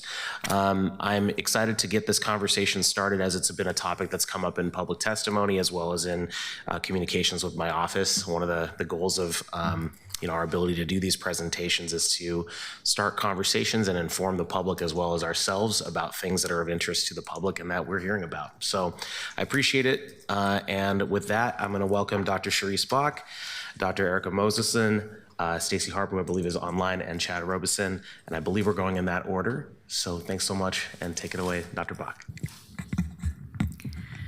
Good morning, counselors. It's good to be with you. Thanks for the opportunity to share information about environmental impact of chemical weapons. I think I am going to have some slides on the screen any moment now. So I'll just start by saying I wasn't yet on staff at 350 PDX in 2020 to 2021, but many of our staff in their personal capacity and I myself were exercising our rights of speech and assembly then, and again in the last couple years, opposing police brutality, kidnapping of immigrants, and other intersecting injustices. There haven't been a lot of incidents using tear gas against climate activists in Portland, but there have been many such incidents in other places. So you'll hear from other presenters about the impact on people. And I will note, because I don't know that anybody else is covering this particular piece, that although tear gas is designed to impact the respiratory system, a Portland study of people who menstruate shows a likely linkage to reproductive health as well. So before I go any further, I'll see if we're going to be able to get some slides going. Should I keep going or? Okay, you can refer to the slides later, I guess. And so what got us involved as 350 PDX as an organization in the issue of chemical weapons was when our then Forest Defense Manager, Brenna, experienced being tear gassed by a tree. She started reacting to the tear gas still drifting around midday and noticed it had accumulated on nearby trees. Though we use the term tear gas, the chemical agents against Portland protesters have often been in powder form, thrown or fired via grenades and canisters. The powder drifts on the wind, then lands on far-flung surfaces. The main type of chemical weapon of environmental concern used is what's commonly referred to as CS gas. There are other types, but that's one that has the most research about it. It's a white crystalline solid. The powder occurs in a pyrotechnic mixture that can be aerosolized as a smoke or fog. It's considered explosive and flammable. Because CS is so harmful, it's illegal to use in international warfare, according to the Geneva Conventions. And yet, law enforcement can use it on our own people. Exposure to 2 milligrams per meter cubed of CS is in the category of immediately dangerous to life and health, but much higher concentrations were deployed. Toxic particles are indiscriminate. They stay in the air and spread, meaning not only the people attending a protest experience the effects, but many people over a large area who were not at a protest are exposed, as well as all the trees, wildlife, rivers, and other animals and plants living in a large dispersion area around places that are gassed. Looks like we're catching up with the slides here.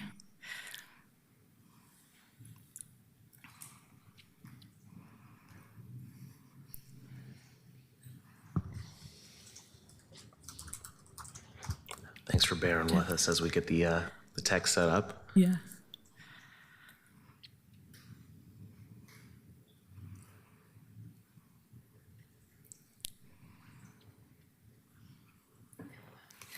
All right, there you can see impact on the reproductive system. All the trees in that image, the dispersal pattern, particles floating through the air. And we'll do one more. You can see the dispersal into the river area. So we'll stay with that one. According to a study of Tear Gas Tuesday, 2 kilograms of toxins would have ended up in the Willamette just on June 2nd, 2020, from particles spreading through the air. This could even affect wildlife and farms downriver. Instructions on use of CS gas say not to let it enter water systems and drains, stating it's likely harmful to fish and other parts of aquatic ecosystems. Chemical weapons other than CS have been used on peaceful demonstrators, such as HC gas, and it's often difficult for the public to know what has been released unless someone collects and analyzes the spent canisters. Various toxic pollutants were found in samples such as barium, copper, lead, and zinc. Next slide. With the possible exception of battle sites during World War I, to the best of our knowledge, no one had ever used so much tear gas over such a long time in such a concentrated place as we experienced in Portland in 2020 to 2021. There were also many tactical herbicides, such as Agent Orange, sprayed on countries in Southeast Asia, but that's a different type of compound. There's not a wealth of information regarding the environmental impacts of tear gas and these kinds of chemical weapons, but what information there is not good. Next slide. A study about impacts of CS on aquatic creatures shows that very small concentrations of it in the water can be lethal to rainbow trout. It likely has similar effects on other fish and aquatic organisms. Even the destruction of chemical weapons may cause harm to wildlife, and studies of sea-dumped chemical weapons show there's likely risk and harm to fish and wildlife, and more research is needed. A UN environmental program study cautions that chemical weapons cause concentrations in the environment that far exceed safe levels, and that more research is needed to know the full impacts. CS powder is already not supposed to be washed into storm drains, but of course, it's difficult to avoid. Even if Portland increases filtering on storm drains, due to the dispersal range of the airborne particles, much of it can still land in the river and waterways, depending on the direction of the wind. Next slide. A great deal is unknown. We don't know what happens if toxins from chemical weapons accumulate and build up in the soil or water. We don't know their effects on a food web, if there are long-term effects on aquatic organisms, birds, or other animals, or about how trees and plants may be impacted if the CS leaches into the soil or leaves. We don't know the impact of unknown compounds that are being released into the ecosystem with various munitions. What we do know is that when Portlanders are sprayed with tear gas, the trees, other plants, and soil are also sprayed. And we know that wildlife, including birds, utilize those spaces. The situations are never far from the river. Next slide. 350 PDX, along with several other local organizations and represented by the ACLU, filed a complaint against the Department of Homeland Security in 2020, claiming law enforcement's repeated deployment of so many chemical weapons was a violation of NEPA, the National Environmental Policy Act. The lawsuit cites the federal agency's failure to analyze the potentially severe human health and environmental impacts before deploying chemical munitions as required by NEPA. We sought a court order forcing DHS to halt their use of chemical munitions until they perform a thorough analysis and make the information available to the public. An appeal to the Ninth Circuit Court was dismissed because chemical weapons were no longer being deployed in Portland on a daily basis. But of course, as we've seen, that doesn't mean they never will again. No court has yet heard the case on its merits. We continue to believe this level of toxins being released into the environment, landing on trees, plants, rivers, and impacting wildlife is a likely violation of NEPA. Next slide. So in addition to all the harm to human health you'll hear about next, because of the environmental damage we know from chemical weapons and everything that is unknown, we recommend City Council bans the use of chemical weapons in Portland. Thank you. Thank you, Dr. Bach. I think we're going to Dr. Moseson next. Thank you so much. Hi. Thank you so much for the opportunity to speak about health impacts of tear gas. I'm a pulmonary and critical care physician who cares for people in the clinic as well as in the intensive care unit. And I'm here as a member of the Oregon Thoracic Society, which is our state society of pulmonary and critical care physicians, as well as respiratory therapists, thoracic surgeons, and all of those who care for people with respiratory illnesses. We are the state chapter of the American Thoracic Society, which is comprised of over 22,000 members engaging in care of patients and science related to respiratory health and threats to it. The ATS section on terrorism and inhalational disasters contains a specific locus of expertise regarding the impact of CS and OC, which has now also been partially replaced by PAVA, a synthetic variant. And they study this both from cell culture to mouse models to studies in humans.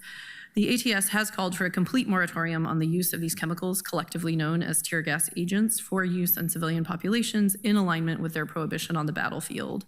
As has been stated, tear gas is not actually a gas, but an aerosolized powder generally mixed into a pyrotechnical charge. And the ignition of these, when used in munition forms such as pepper balls and grenade varieties, combine to generate other highly concerning chemicals, such as hexavalent chromium, a known carcinogen. Our own military has conducted research on the resulting chemical clouds from deployment of tear gas agents and found a host of known inhalational and liver toxins, as well as cyanide formation. So how do these chemicals work? Like, why do they hurt and why do they affect us? We've found the receptors for at least two of them, TRPV1 and TRPA1, and these actually activate nerves in the eyes and the skin, the respiratory tract, and throughout the body. And I think there's a thought that they just cause pain, but actually when these ion channels are activated, they actually generate this entire inflammatory cascade, which is why you can get skin burns, and you can see similar things in the respiratory tract, which is where I kind of have my area of expertise. And the other, like when you study even models for the development of asthma and the maintenance of asthma, some of these actual receptors are actually essential to maintaining bad airway diseases like asthma. And I would say, as a lung doctor, I've had to send patients to the ER for exacerbations from far less noxious compounds. I've had a patient almost arrested in my office when someone was there with perfume. And with more than 1 in 10 Oregonians suffering from asthma, this is very dangerous to our population, whether the individual targeted for deployment of agents, the surrounding community, and often the law enforcement officers themselves, who often end up being more regularly exposed to these agents. I have a patient with obstructive lung disease who lived in a building where tear gas was being used nearby. It infiltrated her building, as we discussed, and she almost couldn't live in her own home. I mean, just continuously exacerbating, multiple visits, multiple medications, and I don't think we ever really got her control back where it was. It's hard to study these things in these exact contexts because, what's needed to actually deploy an entire study, you kind of have to know where these agents are going to be deployed and when. But the studies that have been done have been pretty concerning. A lot of it comes from our own military on healthy recruits who've actually passed, the muster to, join the military. And with even just one exposure, which was this masked trust study of over 6,000 of our soldiers, they found that they actually stopped doing that training exercise in that event because they doubled the rate of bronchitis symptoms, of respiratory infections, of significant respiratory complications. And then we also have known from other studies, like in Turkey, similarly, we start to see obstruction in the lungs, that the ratios of the lungs indicating a progression towards potential obstructive lung disease. And I can't even imagine what it means when you're in these clouds of agents all the time with these repeated exposures. So these really are potentially lethal, and there is a mortality to them. That people, it is not just cough and irritation, it's wheeze, it's constriction in the lungs, it's filling the lungs with fluid and in potentially death. So I guess the Oregon Thoracic Society would also advocate for a moratorium on their use in civilian populations in alignment with the recommendations in war. Thank you, Dr. Moses. So Chad, I'm not sure if we're going to Stacy next, or I think we are going to Stacy next. Sorry, I didn't quite hear that. We have a fourth panelist, and I think you're fourth. I'm just making sure yeah. So, see nods from my team back here. So, sorry, a little awkward to switch back and forth, but I want to welcome up Stacy Harper, who's an OSU toxicologist. I'll let her introduce herself. Thanks. Hi, thank you. I am sorry I can't be there in person. It was late last night that the decision was kind of made that I was going to be on. So good morning, and I am a professor here at Oregon State University in toxicology and environmental engineering. I was asked to provide an overview of the toxic effects on humans of the different crowd control and detention sprays that have been used in Portland. I'm going to focus a little bit more heavily on the reproductive effects that we've heard a little bit about, but both through inhalation and through ingestion of contaminated water exposure. So I'm going to start with the CS gas. It's already been introduced, but it's the one that we know the most about, although the evolving picture of safety on this particular chemical agent has shifted. So in the 70s, they had studies with a pretty small number of women, maybe 30 women, and did exposures, found no birth defects and no adverse pregnancy outcomes. But some of the newer data that we're getting that focuses more on menstrual and uterine effects, so not contradicting the prior studies, but just looking at more nuanced differences and effects. This new human data is showing from a peer-reviewed paper in 2023. They surveyed over 1,200 tear gas exposed people that had a uterus, and 83% of those had reported at least one adverse symptom. So these symptoms can range from uterine cramping, breast tenderness, either early or delayed menstrual bleeding. And those effects scaled with the amount of exposure. Like most toxicants, the longer you're exposed to it, the harsher the effects. And so those that were exposed for more than 5 days had a 2.5 times likelier adverse outcome compared to just a single day exposure. So those repeated exposures make an impact. Dr. Bach covered a little bit of the Portland protesters. So for those that were surveyed at those protests of women who menstruate, 54.5% of them reported a change in their menstrual cycle after being exposed. So we should be careful to say this isn't causation, right? Because the stress of that event alone can disrupt cycles, but it should be noted that stress doesn't typically explain the altered or heavier bleeding that was reported. And so this is a concern for, reproductive age Portlanders for certain. The CS gas is not just, exposed through inhalation. We heard that it gets widely distributed.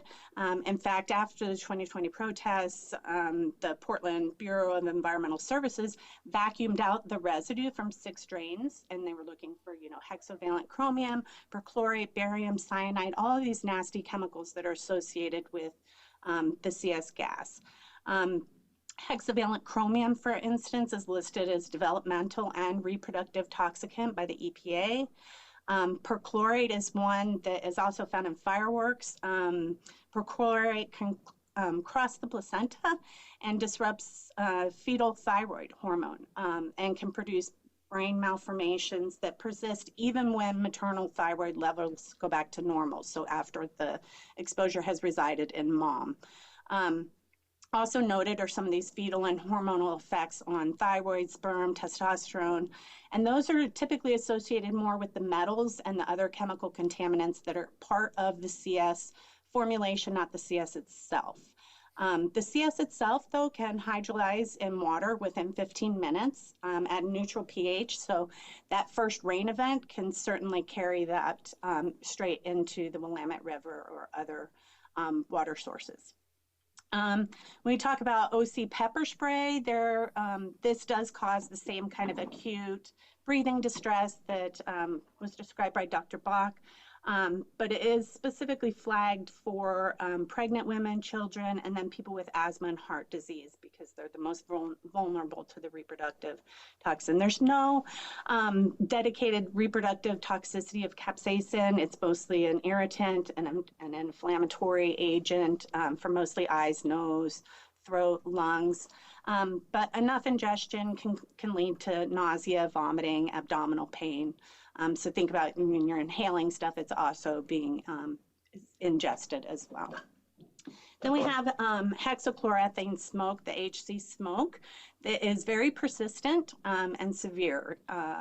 It is comprised of hexachloroethane and zinc chloride. The EPA classifies that hexachloroethane as a possible human carcinogen, and it is listed as developmental and reproductive toxicant, and high doses in animal studies, not humans, but high doses lead to maternal toxicity, reduced fetal weight, skeletal abnormalities, and reduced implantation, so reduced fertility overall. There's also some evidence there's reduced sperm counts in males, although the National Toxicology Program did do its own study and wasn't able to replicate these findings, so that one is kind of contingent. The zinc chloride smoke is one that has a documented case report of a fatality through acute respiratory distress syndrome. So this was published in 2008 in Clinical Toxicology, where a 21-year-old student inhaled HC smoke during a fire safety demonstration at a school. It doesn't break down quickly, it's persistent and bioaccumulates, and can have a lag time after exposure. So this lag time can range from 10 to 32 days, depending on how much was actually inhaled. And then there's a couple of other notable ones that I just want to bring up. Barium is one that results in reduced newborn birth weight in animal studies. Reproductive studies in humans is sparse on that one, though. And then the last one that I'd like to bring up that's, you know, a component of some of these gases is the cyanide. It has the most detailed male-specific data, so if that's of interest, these they did a 90-day rat study and showed drops in sperm motility and count, along with significant alterations in hormone levels and testicular atrophy and degeneration. All the hormone levels were suppressed in those. And then in a separate animal study, they found fetal malformations and low fetal birth weights from maternal exposure. I will leave it there and move to the next person. Thank you. Thank you so much, Stacy. And I believe Chad, who is a retired firefighter and volunteer medic, wanted to have you close us out because of how your experience is more immediate and on the ground. So please take it away. Thanks for being here. Yeah, no. Hope everyone's doing well. My name's Chad Robison. I'm a retired firefighter paramedic, and since late 2025, I have spent every weekend volunteering outside the Portland ICE facility, providing medical, first aid, and decontamination. Thank you. Providing decontamination to anyone who needs it. During that time, I've had the opportunity to see firsthand the medical impacts the exposure of chemical weapons can have on people and the challenges of providing care in that environment. I first got involved on my own because I care about people, all people, regardless of which side of the political aisle they may be on. That has been at the center of my efforts from the beginning. One of the basic requirements for anyone volunteering with us is that they must be willing to provide care to everyone who needs it, regardless of their beliefs, politics, or reasons for being there. From the start, I saw the need to organize and coordinate our medical efforts so we could respond effectively to the overwhelming number of people needing decontamination and first aid. When I go down to the ICE facility, we work together bringing our own medical supplies, and by coordinating, we organize into teams positioned around the area so we can respond quickly wherever help is needed. We wait and listen for someone to call out medic. These on-site group of volunteers and I have decontaminated countless people exposed when ICE indiscriminately deployed tear gas, affecting anyone who just happened to be in the area. This includes not only protesters, but media, legal observers, clergy, local residents, and others simply going about their daily lives. It broke my heart to see the indiscriminate use of chemical weapons on these people. Those we have decontaminated include peaceful protesters on a march with their children.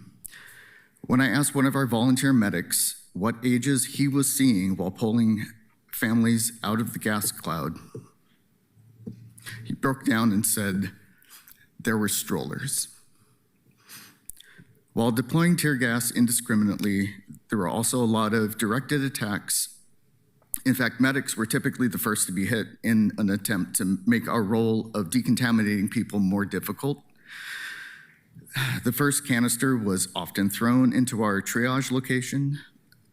In addition to medics, I've repeatedly witnessed vulnerable and marginalized people, particularly transgender individuals, being subjected to attacks. Our ability to fully decontaminate someone in the field is limited. We start by flushing their eyes until they're able to see again, then rinse their face and any other exposed skin to remove as much of the remaining irritant as we can.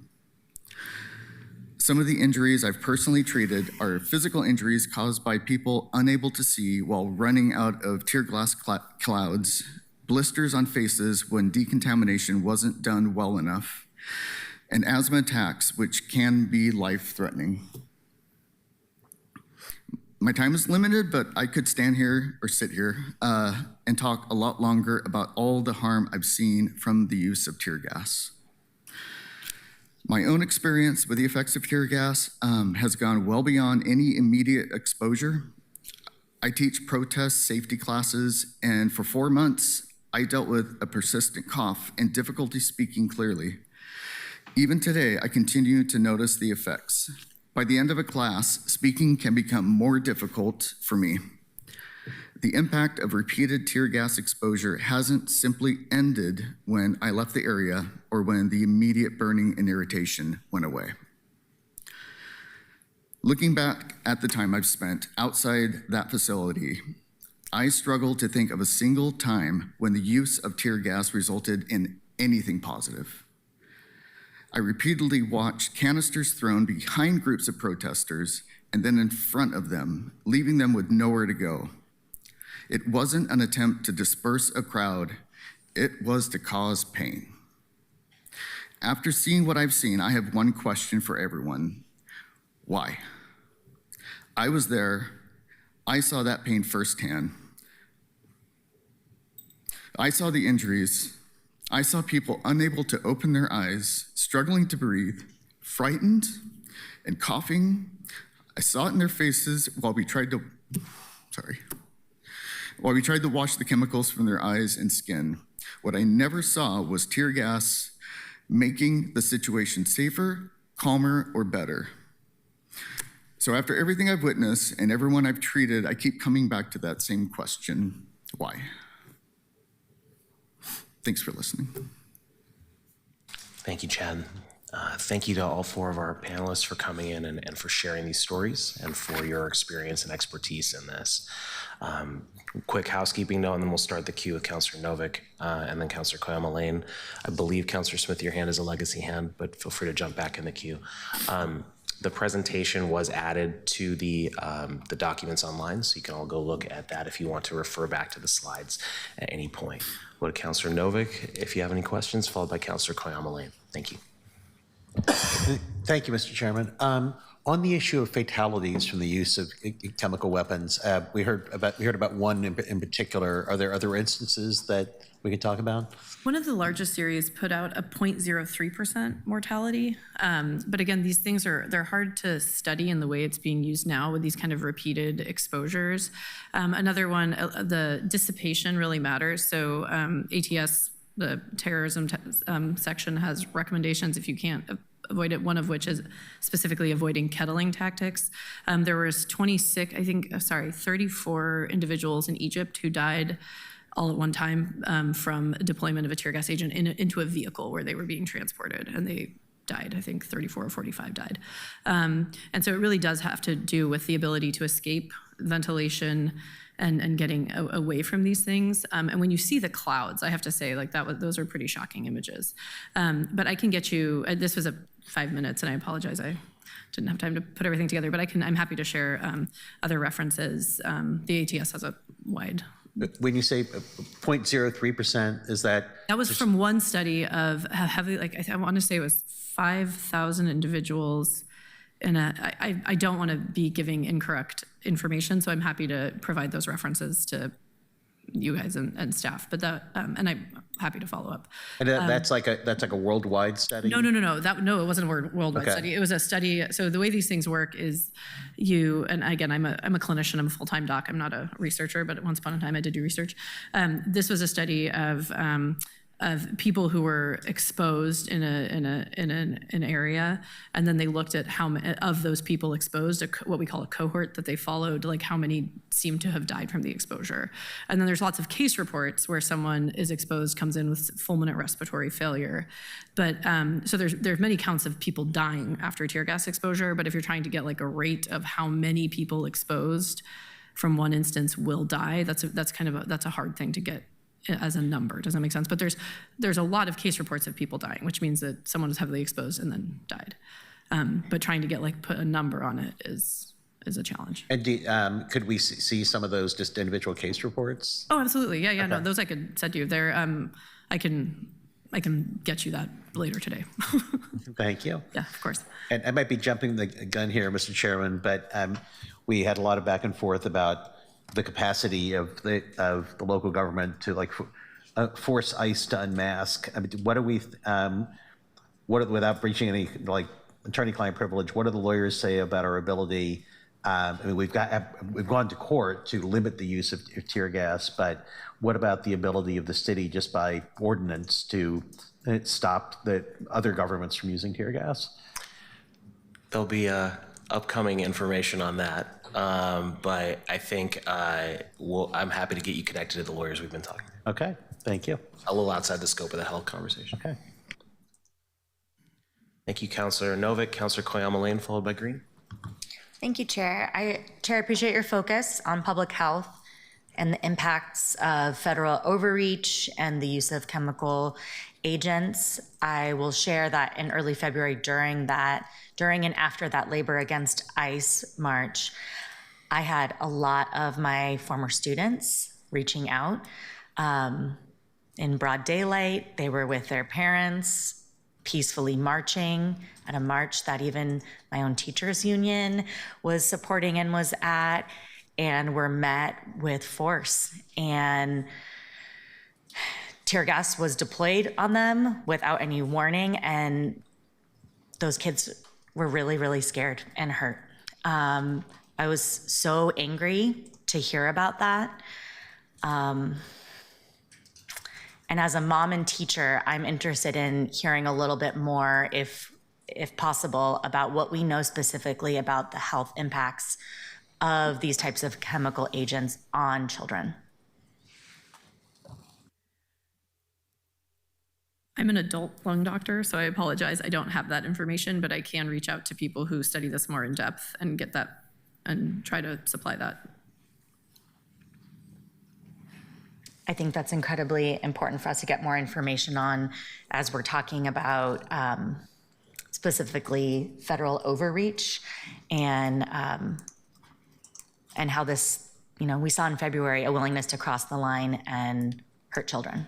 I can say with other forms of inhalational toxins, children are at a particularly vulnerable time because they breathe more than adults and then they inhale more, and then you're also hitting a critical developmental window. So anything that stunts lung growth early, and this includes air pollution exposure, wildfire smoke exposure, that sort of thing, premature delivery, right? So if children are being born premature because of exposures, they are born with lower lung function, and then that just increases their likelihood over time to develop asthma, COPD, other forms of obstructive lung disease or stunted lungs. So I think, I imagine that if there is data out there, it would show exactly the same thing, but the degree and specificity related to tear gas, I would have to just provide you later if there is anything. Thank you for sharing your expertise. And as a mom of a kiddo who needs an inhaler and has asthma, and someone who's supported a lot of kids who need inhalers and have asthma, I think this is something we should maybe try to get an expert on to talk more specifically about this. Thank you. Heard. Thank you. Councilor Green, followed by Councilor Ryan. Thank you, Chair Canal. Thank you so much to the panelists today for sharing this kind of environmental and health-related presentation on the impacts of tear gas in our communities. I wanted to follow up on a question. Is Dr. Moses, right? You had made reference to some training activity that is no longer used. Can you say that Can you Yeah, and clarify that? so there's the U.S. military did a study, and I have that one. I do have the reference for, so I can give it to you because it was helpful. Where it was common practice, and I think they've lowered the exposure to do this chamber study, which was called like a mass confidence study. And again, I have worked at a couple of VAs, but never served in the military, so I don't want to be saying this incorrectly, where they would actually expose, part of basic training camp was being exposed to tear gas, and you would put on a mask to kind of, trust the mask sort of thing, but then part of it was also that it would be removed. So they had a cohort of 6,000 young, healthy guys who definitely, you're not supposed to have asthma to join the Army, right? So didn't have known lung disease, were exposed as part of this exercise at a level that was considered safe. And when they followed them, they found that it was not safe at all. Right, that they were actually causing pretty significant lung damage even after one exposure. And speaking to the point of kids and asthma, like, increased wheezing and increased risk of respiratory infection. So with other inhalational toxins, we actually know you can dramatically alter the immune system of the lung, which makes you, more prone to infections, pneumonias, lung failures of different kinds. And so that my understanding from people I know who do research with the Department of Defense and the military is that had changed that practice in a pretty significant way, but I could follow up on what that means. I appreciate that. I used to be in the Army myself. I went through that exposure chamber. I'm also holding my government inhaler that I got from the VA. Symbicort from the VA, probably, right? I've been fighting to change that formula. Yeah, it's it's better than not having it. Yeah. But I remember that experience acutely. And you didn't have it going in, right? No. Uh-huh. Yeah, and so I'm encouraged to hear that the military has acknowledged that this is even too much for its recruits and folks to be exposed to. One of my additional duties in the Army was the nuclear, biological, chemical NCO for my unit, and so I had to do the thing where I, dust it up, I put folks through the chamber, and breathe a lot of that stuff. But I breathed a lot more of it on Tear Gas Tuesday in downtown Portland, and I was at that event in South Waterfront in February, and I remember, I'm with you on getting choked up about this because I remember seeing the strollers. So I just want to validate that. It's kind of hard to not feel that emotion from the parents who are scared. Their children they're babies in strollers being exposed to tear gas, and it's a canyon through there with the apartment buildings, and there was no wind that day. Oh, yeah. And the feds were just launching tear gas, and it was a thick cloud of tear gas that was just hanging around, and you can't get out of it and you can't get away. And I remember seeing folks. These were families who didn't know about protesting. They were just there. One of my medics he didn't have time to put his PPE on, and he just kept going in because families didn't know. They just stood there in the gas. They didn't know to get out of it. And he would just go and start grabbing people and go back. And I got a picture of him, and it's horrible. He's just so messed up. But he just kept going back in to grab families and pull them out. Yeah. No, that's a level of bravery, I think, that I agree. Folks, it's hard to respect and appreciate unless you see it yourself. So kudos to those folks.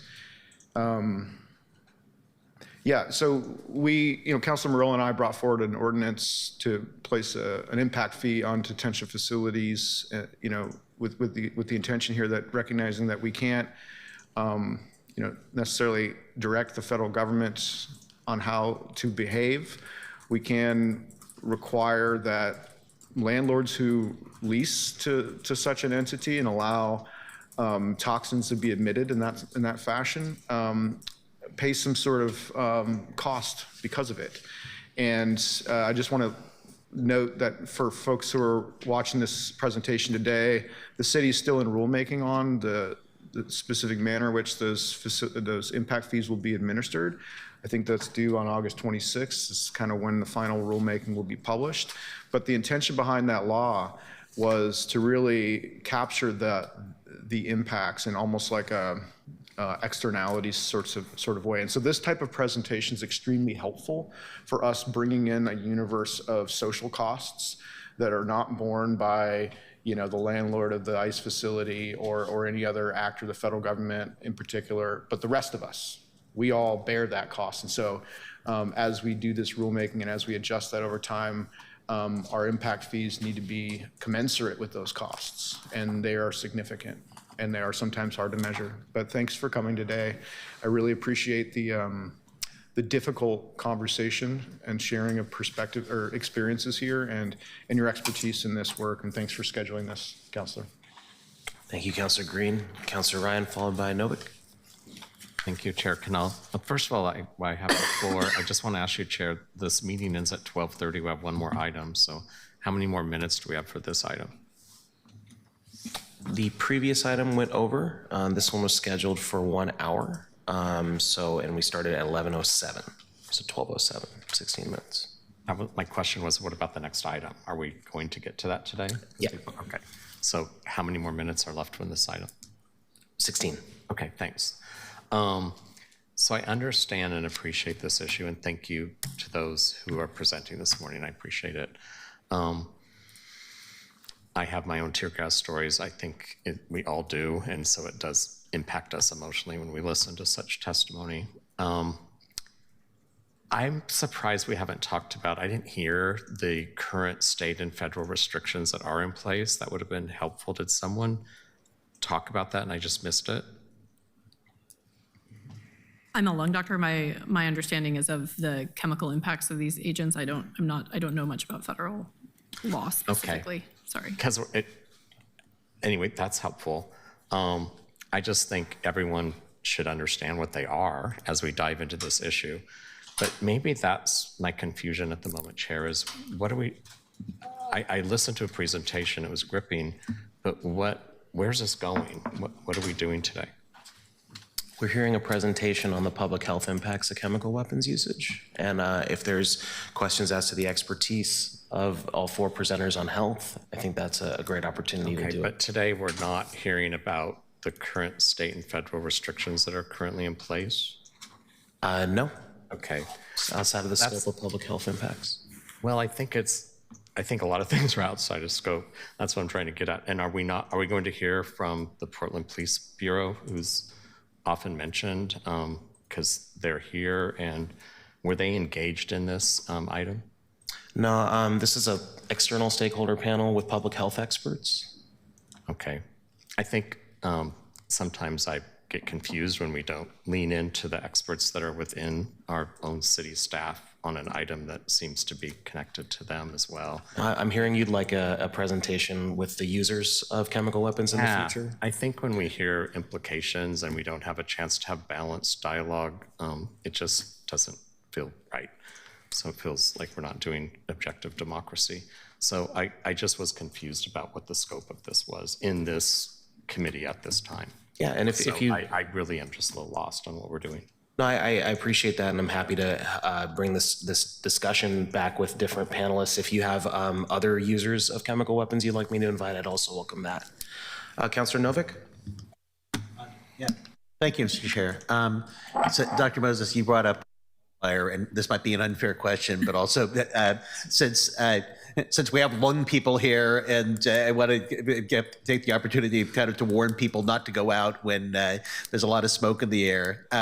So my unfair question is there like any comparisons of one exposure to tear gas as opposed to 4 hours of being out in the air that, the 160 unhealthy level we had last week? And if you can't answer that, I would want to give the opportunity to talk about going out in really unhealthy air and why it's bad and why you shouldn't do it. Actually, I do know a lot more about wildfire smoke living here than I do necessarily about tear gas. But a head-to-head comparison I think would be challenging because all these things have to do with dose.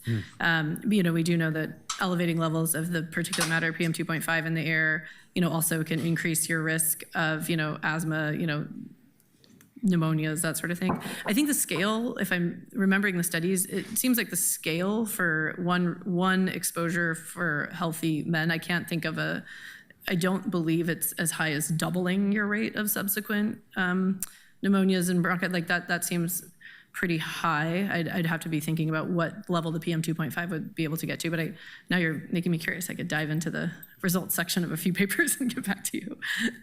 But yes, breathing this particulate matter and everything is very unhealthy because the lungs are basically designed to bring things into the venous system. I think people think of the lungs as keeping things out of our body, and that is just not true. The lungs, when you inhale, whatever's in the air, including these toxins, hexavalent chromium, cyanide, all these carcinogens, they go straight across the bloodstream, across a one-cell thick barrier and into the bloodstream, and they circulate all around the body. So that's why inhaling wildfires and particulate matter and air pollution cause things like heart attacks, strokes, dementia, cognitive changes in children's brains, all these different things, right? So that's, I think people misunderstand. They think the lungs are like skin, and they're not. So basically, if you're breathing something, it's in your bloodstream instantly. It's why like people like to inhale drugs. It's because it's like doing an IV injection. Just to warn you, I might ask you to come to the Public Safety Committee and talk about the impact of wildfire smoke on people's lungs, because I think we're going to have these events over and over, and I think you take the opportunity to tell people you really should not go outside. I mean, I spent last week arguing with my dog about how long walks we should take. Okay, yeah, absolutely. No, it's a passion of mine. If I can't come, I'm sure someone else from OTS can come. Thank you. Thank you, Councilor Novick. I'm going to go to Councilor Pertolgini and then back to Councilor Koyama Lane. Thank you, Chair. I wasn't sure if I was going to jump in because I didn't know where we stood on time, but I do have just a couple of questions or clarifications, and if you don't have the answers, that's okay. But before I started digging elsewhere, I figured I'd try.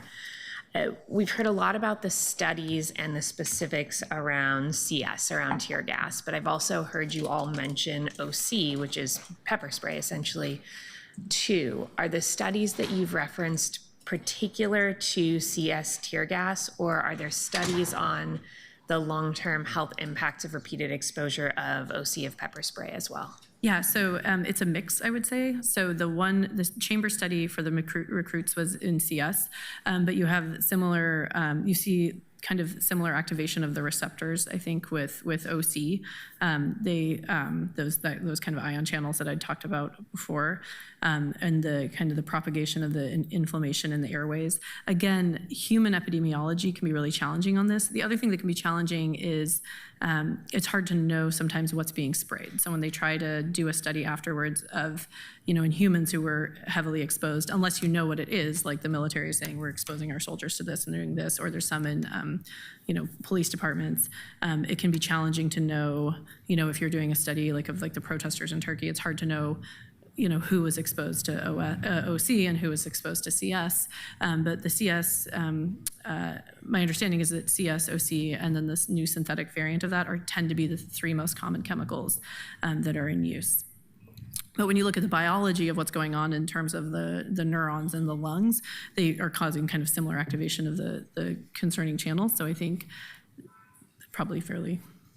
That's helpful. And then for the longer term reproductive health impacts, are those seen with OC also, or are those impacts specific to CS, or do we not know because we don't know what's I don't know if the toxicologist has information on that. My understanding is a lot of those studies were again, and going to probably run into the same problem because they were done on people kind of in this kind of large exposure. So it's hard to know what was the agent deployed, at least as far as I know. I don't know if they have that. The toxicologist could speak to that, or I do not have any further insights on that. Okay. I would say the inhibitory, when people are pregnant, one of the ways there's this inhibitory peptide that is a way that they respond to kind of mitigate the effects of the activation of one of those receptors. And then people who are pregnant, sometimes there's that, for whatever reason, that antibody that is used is lower or is destroyed. And so they may not. For that one, there's the kind of the biological concern about a diminished capacity when people are pregnant to respond to decrease the inflammation from pepper spray, from the capsaicin. Thank you. And then, I was going to ask a question specific to non-human animals, but if you have an answer on that question, I'd gladly hear that as well. Yeah, my understanding is that for OC, when it's like an individual is being targeted with a pepper spray or something, it's not as damaging to the broader environment because it's just directed at that one person, but if it's deployed as a gas, first of all, we don't know what else usually is in those compounds unless we have the canister and we can see, or it's reported by the agency. So we don't necessarily know what is being deployed into the environment in a gas or powder that is going everywhere. And so that has not been studied as much as CS, and needs further research to know how all the other things in it are impacting the environment. And while you have the mic, do we know if either of these compounds bioaccumulate or biomagnify, and are there any long-term studies in non-human animal populations about population-level impacts? Yeah, to my knowledge, we don't know about bioaccumulation or long-term studies, like they haven't been done. And so that was one of our concerns with the NEPA lawsuit, was we haven't studied this. We don't know how it's going to impact the long-term health of our ecosystems. And so if it does bioaccumulate, that is obviously a problem. It seems like that it's not something that maybe continues past the life of that species, the fish itself, but then it's in the soil and we don't know what happens to it after that. Thank you all. Thank you, Councilor Pertolini. Oh, sorry, go for it, Stacey. Can I just add one thing? So that the hexachloroethane is actually bioaccumulative and probably biomagnifiable as well. So it could go up the food chain. Great, and that's that third substance? Yes. Okay, thank you. Thank you. We'll go to Councilor Koyama-Lane, and then I'll close out the queue. Thanks. Thank you, Chair. And thank you for the conversations around what should be on the agenda, what is should be at committee of the whole versus at certain committees. I think these are important conversations to have. Committee of the whole is something that we're new at. It's not new in general. Many other bodies have it. But I think though it's important for us to ask those questions and tease that out. And I think that's important. For me, the focus on it being about federal response, federal overreach, protecting all Portlanders, that does make sense to me. But I appreciate that Chair Novick of Community and Public Safety asked questions about what needs to be followed up in that committee. I think that's really important. And I think that should happen. And I just want to be clear because I think I've said something like this on the dais, but I've also talked to Chief Day and PPA President Aaron Schmaltz about this. Just to be clear, and I see some of our officers here today, thank you for being here. I do not see you tear gassing our children in Portland, and I want to just state that. I think when we're talking about how this applies and works within our city, with city employees, I think that's an important conversation to have. But I've had conversations with the chief and with President Schmaltz about, feeling that we have changed. Our bureau has changed in the last 6-7 years, and that they want that to be recognized, and they want trust to be built back up. And I've recognized that. I started hearing last fall from people who are like leftists being like, wow, our police bureau is showing up. They're surprising us in some like really wonderful ways. And that question about like, how do we get that trust? How do we move forward? And I think some of that is showing up in those ways. And, sometimes trust is like 2 steps forward, 1 step back, and that happens. But I want to acknowledge that there have been shifts over the last 6 years. They're not going unseen. We're talking, even in these specific examples that we're bringing up, we're not talking about our city staff in this moment right now. There's going to be overlap. I think that makes sense. We need to have that conversation. But when I do have those conversations about like, we want that trust, it happens slowly, but I see some of that happening. I saw a little bit of I saw some backsliding with the recent ballot measure that's not going to go forward around PSEF, but I think some of that is just natural and it's going to happen like that, and that's not related to this exactly. But I guess I just want to name that. I want to name that I see this as really talking about what we're seeing from federal overreach right now, and that it is important to acknowledge. And I hear often from our chief and from President Schmaltz, like, can we recognize that there are shifts and that things are different? Yes. I see that. I see the change. I see the trust trying to be built. And I think it's still important. And I actually hope, I think it's an opportunity for folks from the Police Bureau and from PPA to be able to help see some of those differences too, when we can talk about some of the federal overreach, what we're seeing, and be able to thread that needle and know that it doesn't have to mean that we're targeting anyone in particular. So I hope that was okay.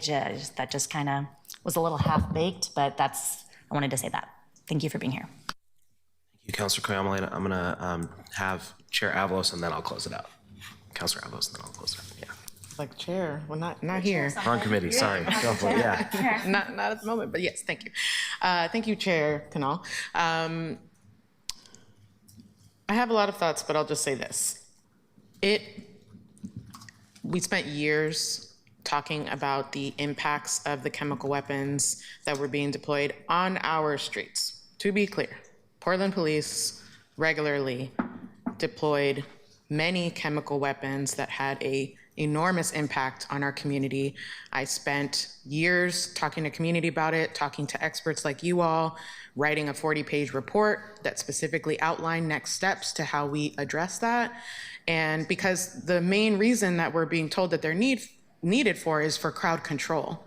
There are lots of ways to control a crowd that do not include deploying dangerous chemical weapons that are going into our water streams, going into our bodies.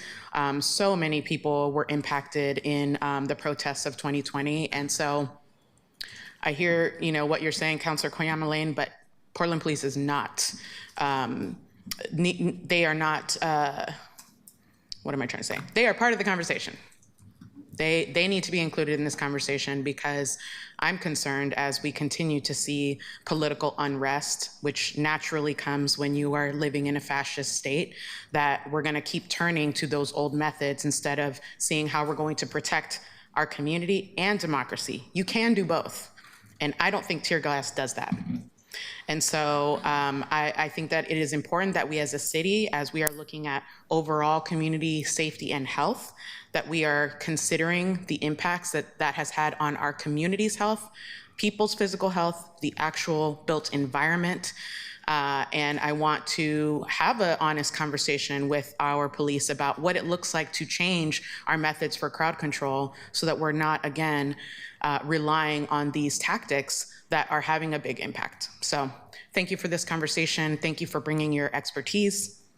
Like I said, I've spent many years talking to people like you all and growing ever more concerned as more research comes out about the impacts, short-term and long-term.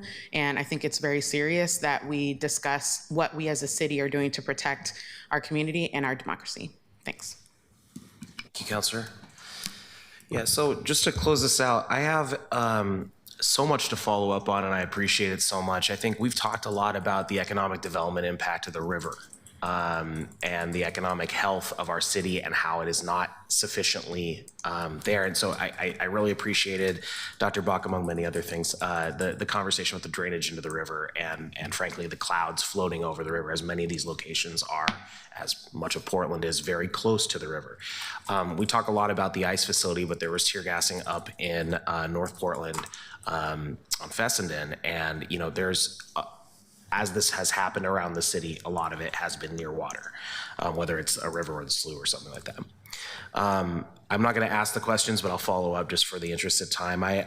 We've talked about the industrial land use and the Portland International Raceway in North Portland and its impacts on asthma development for primarily Black and brown kids, or disproportionately Black and brown kids in that area. I now live in that area, and I know that that's been something that, industrial land is arm's length, but we have an impact in terms of how we run the Portland International Raceway. And so I've been thinking about that context as I listened to what you were saying, Dr. Moseson, about the impact that we have and what we can do directly to stop our own contributions to the health impacts on not just youth, but adults as well. I'm very interested in following up with Stacy about the number of exposures and the degree of exposure that causes some of the incredibly concerning things you walked through in terms of reproductive health. And I really appreciate how candid and how blunt and not euphemistic all of you were in describing everything here. I appreciate that. I know it was difficult and probably difficult to hear for folks as well, but I appreciate that. Chad, everything, thank you. But the indiscriminate nature I thought was really important, and I wanted to fix on this, and this is the question I'll ask. When you are, like, you can't tear gas one person in this room that we're in right now. You can pepper spray somebody and it might affect the person next to them, but you can't, depending on the nature of the deployment, but you can't tear gas just one person in the room. And you talked about the clouds, right? So the questions I'll ask first, if you lived in an apartment building where the tear gas occurred directly outside of it, have you ever worked in a situation where you could see the impact on folks like that? And I'm sorry to not give you a heads up about this question. No, I'm seeing it. I am so glad you asked this question because there's been incidents where they've dumped, ICE has dumped so many canisters at once. It's made such a thick cloud that just, there's no wind, so it would just slowly waft. And we would have to go down block by block all the way to Carruthers Park. And I saw a lady go down. AMR had to come and transport her, completely unconscious, in the middle of this cloud. As going down those blocks, I heard kids coughing and crying because they had windows open, and this is blocks away. So it is the opposite of, it is the most indiscriminate weapon I can think of. It's horrible. Thank you I had patients gassed in their home who were not attending the protest. Who are dependent on DME. They need oxygen. They were not leaving and doing this, and it had infiltrated into their house. Yeah. Kids in their beds. I think this affects, so we talked about some committees this affects. It also affects housing and permitting because I know that some of the low-income housing providers that are asking us for money right now have increased costs and unmet needs in their buildings. I met with folks in an apartment building yesterday. The other question, does the same thing apply if, I'm just gonna give a specific example, if tear gas is deployed in a backyard, of an apartment building where the upstairs floor has people in it because it's a business. I'm seeing a nod, so happens in a backyard, 2-floor building, bottom floor is a vacant apartment, upstairs is a business that currently at the time of the deployment has. Yeah. The first time I went down to ICE, I was blocks away and I was sneezing, and that's blocks away. So yeah, it will go everywhere. You can't contain it. You can't direct it as much as you think you can. You cannot direct it. It goes everywhere. Okay, so thank you for that. And I guess I'll close by just a PSA. If you were in a business on the 1800 block of Northwest Overton yesterday, where chemical munitions of some type were deployed by PPB yesterday in a backyard, I encourage you to take a look and talk to your doctor about that. We are 7 minutes past time, so if you want to close out. 30 seconds. Sure. I just want to clarify that I agree that the police bureau needs to be part of the conversation. My hope is that we can start from a place of curiosity, and maybe there's even some collaboration. And I would hope that, when I hear the impacts on Portlanders, I would assume that if we draw a Venn diagram, I would hope that there's places where all of us agree. So that's what I'm trying to say. Thank you. Thank you. Point of order, Mr. Chair. Yes. I had my hand up. I apologize, Councilor Smith. I thought that was a legacy hand. No. You'd like to close us out? We are a little past time, but thanks. Thank you. So I just want to be clear about something because I think we're talking around something that I'm not getting. But to my understanding, Portland police haven't used tear gas since 2020, correct? No. That's not correct. You just said it was used yesterday. Yesterday.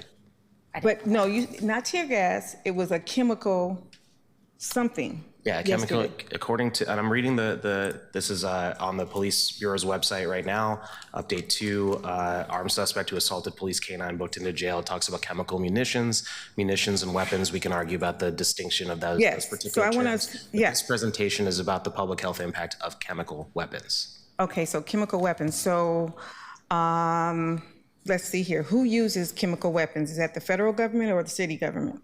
Yes, Federal government? both. City government, I think we do need to have some clarification by, I know I see Commander here, but we need to have some clarification because I think we're getting confused and you're confusing the public because you're confusing me. What I thought was going on in the Portland Police Bureau, you're telling me something different now. I'm not actually, this is from the Police Bureau's website. Yeah, Please but feel I free to need follow some up with them on it. clarification because I think you're misleading folks. But the reality is we're not supposed to be using tear gas and we are not supposed to have used it since 2020. That is my understanding. I'll let you follow up with the Bureau on that. Okay, Again, so, this but until- presentation is about but- public health. Okay, point of order. So just Chair, could you? It's not a point of order, but not you a have point the of floor, order, so but please feel Mr. free Chair, what I want you to do is be clear on how you state things because I think you're misleading the public in what you're saying and what we're doing here because we're just getting a health update on what chemicals do to a body. And you went real specific. You went say if chemical weapons were dropped off in the top floor, could you get contaminated and all that? So it sounds like you were talking about something real specific, like at the ICE facility. So No, I you was need to talking call about something real specific on the thing. 1800 block of Northwest Overton. Yes. Okay, so just tell me what you're talking about. Don't talk around it. Just make it clear because you're confusing it for me. Not sure how much clearer it could be about reading the thing, but I'm happy to follow up with more, and I am hearing the request for more clarity. Yes, thank you. Thank you to our presenters. And while we're switching over to our next item, can you please, Diego, can you please call both items 4 and 5 together? Item 4, document number 2026-291, annual budget process discussion, part 2. Item 5, document number 2026-292, annual budget process community input. Thank you. Colleagues, at the end of June, we had a conversation around the budget process. And during that time, we asked questions. I think we went through 3 rounds of questions and allowed anyone to respond. I was going to reopen some of those questions today because a colleague wasn't there who I know has a lot of interest in it. That colleague is unavailable today as well, unfortunately. So I'm instead continuing on with the remaining questions. We also got feedback that we needed to have some public testimony, and I know at least one person signed up. So I had these 2 items called together.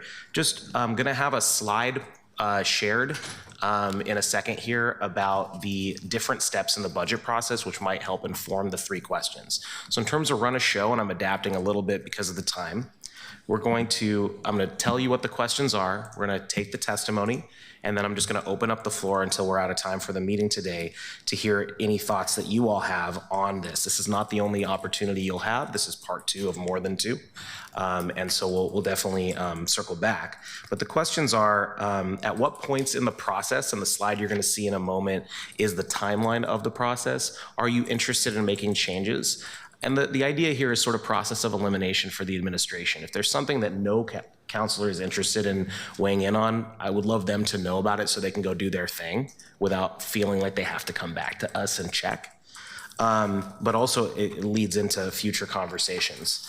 And then the 2 things that are specific that we didn't get to last time, what is council's vision and expectation about community engagement, including the advisory process during the budget development? What is council's interest in providing budget guidance to the bureaus, meaning how does the guidance work? At this moment, historically, the mayor has provided guidance, and that has been completely within their wheelhouse. According to the attorneys, there is nothing that says the mayor does that. That's just a way it's always been. And so I framed this question a little bit more leadingly, just to be fully candid about it. I have an interest in council being a part of that process for a reason that I'll get to when we get to that. But those are the 3 questions. So any technical questions on that before we get started with calling testimony? Diego, will you please call up our testifiers?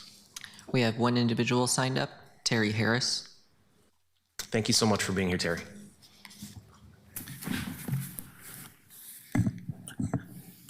Great, thanks.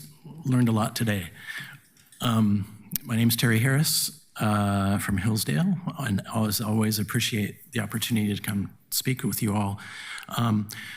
quick credentials relevant to what I'm going to say, but I served on the Government Transition Advisory Committee. I chaired the budget engagement work group there, which had some recommendations on budget engagement. I am also a member of the Community Budget Advisory Committee for Multnomah County's Departments of Assets and County Management, and formerly the Department of Community Services. And I'm currently chair of the Multnomah County Central Community Budget Advisory Committee. All of which to say is I'm here to remind you about the budget advisory committees that the city apparently used to have, and that the transition suspended as part of the transition and with the intention to reestablish them. This will be going into your third budget since then, and let's sort of urge you to consider those processes again. GTAC recommended that these budget advisory committees exist at a service area level, but we're willing to put it aside to be part of the advisory committee overhaul that was going to happen. That overhaul is now stalled, and it punted on budget advisory committees anyway. And I just sort of say, currently you've got nothing on that going on. And that's why I'm here.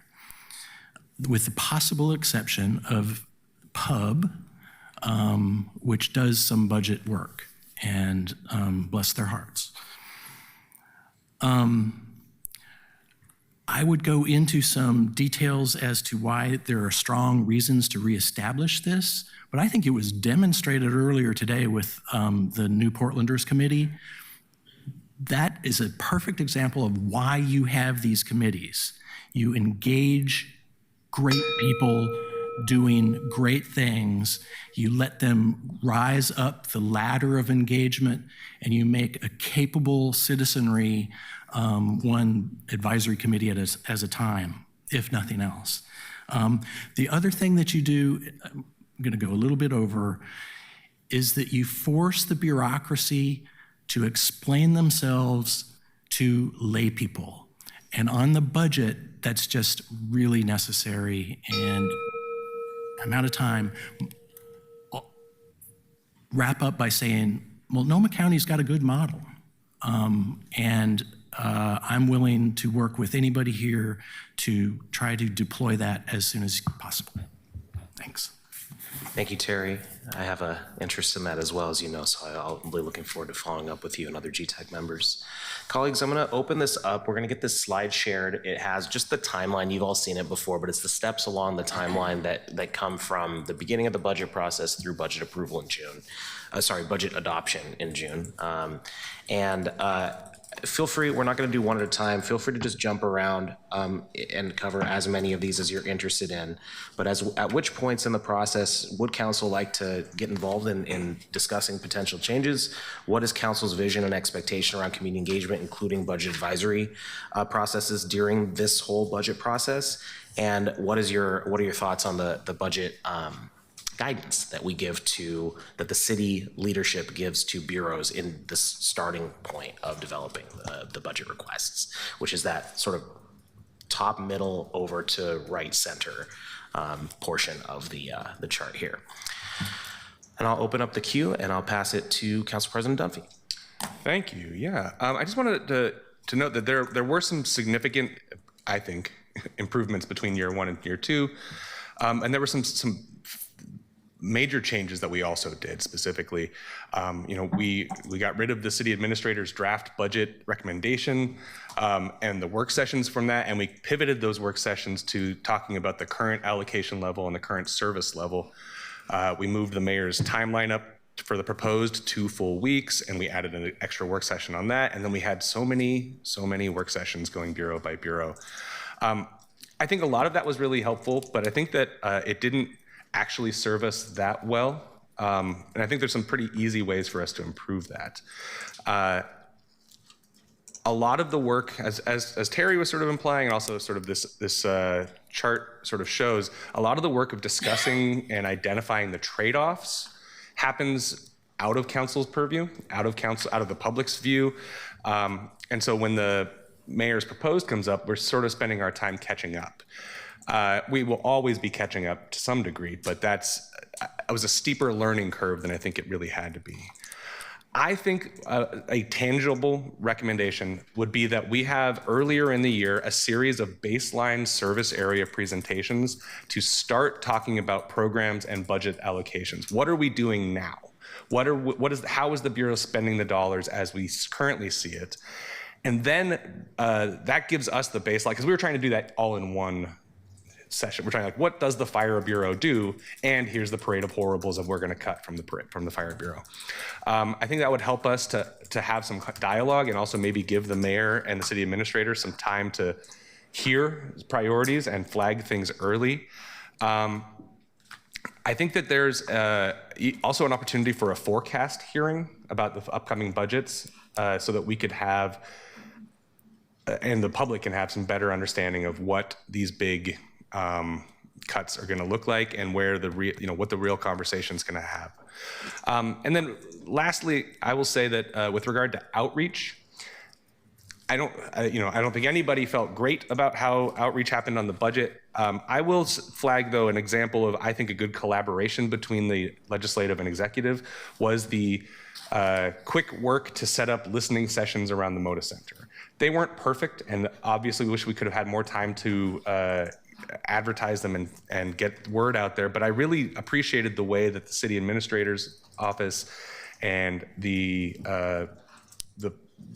city bureaucracy broadly worked collaboratively to try and get those stood up, centering the city council in a lot of the ways. And I also want to give kudos to Director Oppenheimer for the work that she did on that. It was on the short timeline. So broadly, those are my sort of thoughts, is I think that there's more we can do up front to educate, more to give early input to the mayor on where to take cuts and what trade-offs might look like. And I think that there's some opportunity to be creative around our outreach. So that's all my thoughts. Thank you. Colleagues, with your permission, I'm going to close the queue if there's no objections. Okay. We'll go Councilor Novick, then Green, then Ryan, then Pertl-Guinea, and I'll close it out. Councilor Novick. I just wanted to say I thoroughly applaud the council president's vision for early briefings on just what the budget is. I think that we all need to start off knowing, okay, here's the police budget. How much is personnel? How much is training? How much is other external materials and services? Here's the parks budget. How much goes to maintaining the outdoor parks? How much goes to the community centers? Actually, we did that in the climate committee 2 years ago, when I think at least we had a pretty good idea of the parks budget. And also, I think it's just important to the extent the public is watching, for the public to know, here is what the city does. We do police, fire, a couple other public safety things, and parks, and then we do water and sewer. And within those, there's sort of limited categories of things you can mess with. So I thoroughly agree. We need to sort of, instead of talking about what we're going to cut in the context of the mayor's budget, we need to really have a thorough understanding, hopefully have the public have a thorough understanding of what we do now. Thank you, Councilor Novick. Quick housekeeping note, we have a permission to go a couple minutes over. Obviously, I know not everyone can, but I'll go to Councilor Green, followed by Ryan. In the interest of brevity, I'm just going to say +1 to the the comments from Councilor Dunphy. Early base budget conversations, good. Let's have them. I also think, we're going to, at some point soon, hear from the CFO on this financial stabilization work group which will have some concepts I think will help us think about how to adjust this over time. I support reviving the budget advisory groups. I think, look to Multnomah. I'm very interested to seeing what we can draw from Multnomah County there. I think part of the reason why we get stuck is we're waiting for this 5-year forecast. And it's always nice to have the most recent data, but I think you can that's just an arbitrary stop in time with a forecast with some uncertainty. So we can always just sort of say, based upon what we know now, what can we envision for the next year, 2 years, 3 years, to give us a grounding in our priorities. And I think we want to do priority-based budgeting. I do. I'll leave it there. Thank you, Councilor Green. Councilor Ryan, then Purtle Guinea. Yes, Councilor Canal, I will be very brief and I'll have to go right after this. I'm disappointed we didn't have more time for this item, so I'm requesting that we bring it to the next meeting. When we bring it back, let's have the CFO here and let's have that conversation so it'd be more interactive and fruitful. I want to thank you, Terry Harris. That was great testimony. I agree. I've missed the feedback. I know when I was a commissioner, it was really helpful to listen to the BDS Advisory Committee on the budget, and that's how you would go through the process, and it really helped a lot. I'll just say that I continue to think we have challenges understanding where the revenue comes from, and the general fund is built mostly on business license taxes and also on property taxes. I've really experienced that in the conversations we're having around MODA. There's a macroeconomic 101 equation that I think we're struggling with, and we need more clarity on that for us to all accept that and understand it. And then we also need to have better dialogue about what our priorities are within the basic services that we oversee. And this council's had a hard time, I think, staying focused on what those basic priorities are as we do a lot of mission drift. Thanks. Thank you, Councilor Ryan. Councilor Purtle Guinea, and then I'll close out. Thank you, Chair.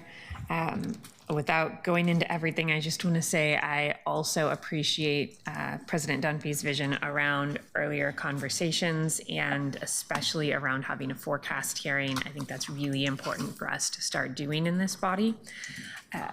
To the question of some sort of broader public input, I think we need to make sure that we are finding opportunities both for education and feedback about the budget. There are some incredible tools that are used elsewhere to give people the opportunity to actually move the levers to say what would you cut and what would you keep given the situation that we are in the budget. And I think we could have our team find something or create something like that, maybe not for next year, but in the long run, that really helps with the education and feedback piece. And then we need to think about the oversight piece, and are the proposals that are being developed taking into account all of the different pieces that they should, and who should be involved in that. I think in the past we have tried to blend those things too much, and we need to have the opportunities in district, which I think we actually did very well this past year. Not well enough, I'm sure, but very well. We need to have the groups that are engaged in the city have an opportunity to say you missed something here in that oversight capacity, and we need the feedback and education that can be done on somebody's own time, where they're really looking at what would they do and what trade-offs would they make. And I hope we can figure out a system that has all three and not just box ourselves into saying we did it this way in the past. Of course, we need to get back there. Otherwise, it's not transparent. Thank you. I want to note for those who are following along that we do still have 7 people here, which is quorum because we have someone online, even though you see 6 here. So I'll just take my minute and a half here and then wrap up. For me, there's an L shape here from mayor's budget guidance to city administrator report or whatever sustains that, bureau budget requests that are my most interests for the council to weigh in on. I love the idea of base budget briefings. Don't feel I need to do anything different on the general fund forecast, so I agree with Councilor Green. Mayor's proposal, I think we have to talk about what that looks like. With relation to the community engagement, I staffed budget advisory committees in the public safety space. I think I put up a proposal for how year-round would work. I agree completely with that, and I agree as well with generally the GTAC recommendation around service areas and things like that. I think that this needs to be separated from the broader ABC project because that has taken longer, not for anyone's fault. We've had leadership change there at the top, which has been, I think, generally a positive thing, but has also, and I'm the council's designee to the ABC project, and we haven't had any motion on it in a while. So I think it makes sense to separate these out into 2 kind of processes, and I have interest in that. In terms of the third thing, I think council should be giving budget guidance to the bureaus. I don't think it should be the mayor alone. And I just wanted to get this on the record. I think it'd be great if we said, look, if the general fund forecast or whatever indicator we have is that it's going down by 3%, that should be a scenario that the bureau has to give. A zero base, it's what it was last year with inflations, it should be another scenario, and then at least one in the opposite direction, so you have an up, down, and a hold. And I think it's fine if the mayor would like to have a more aggressive cut if it's a bad year, or aggressive increase to help inform that. But giving these scenarios, I think for us, what we struggled with was we have no idea this year what bureau directors would have liked to add, because all we gave them was a cut scenario. And even in good years, we should always be looking at cutting if we can to be fiscally responsible if there's a place to do that. And it's also helpful for us to understand the bureau's priorities. If a bureau has 40 things that they do, and they say they'll cut this one thing, they rank it 40th in their priority. Budgets are a priority-based document. So I think it's always helpful to ask that question to get that information. I agree with Councilor Ryan about the revenue piece. I also agree with him that we should have this conversation come back again. So my way of closing this out is to say, we wanted to have at least a little time for council before the administration came in and tried to tell us what their recommendation is. That's why this happened today. On September 3rd, 10th, and I believe 16th, we have CFO Beery here for various different items. So we'll, of course, make sure that he's there for that. And for the budget-specific ones, we'll also have Budget Director Levine, of course. And I note that they're listening, and I think in the back there. So thank you so much. With that, I'm gonna close out this meeting. The next meeting of the Committee of the Whole, the Portland City Council, is Thursday, September 3rd at 9:30 a.m. Thanks everybody for sticking with us, for going through some heavy presentations, and for being a part of it. This meeting is adjourned.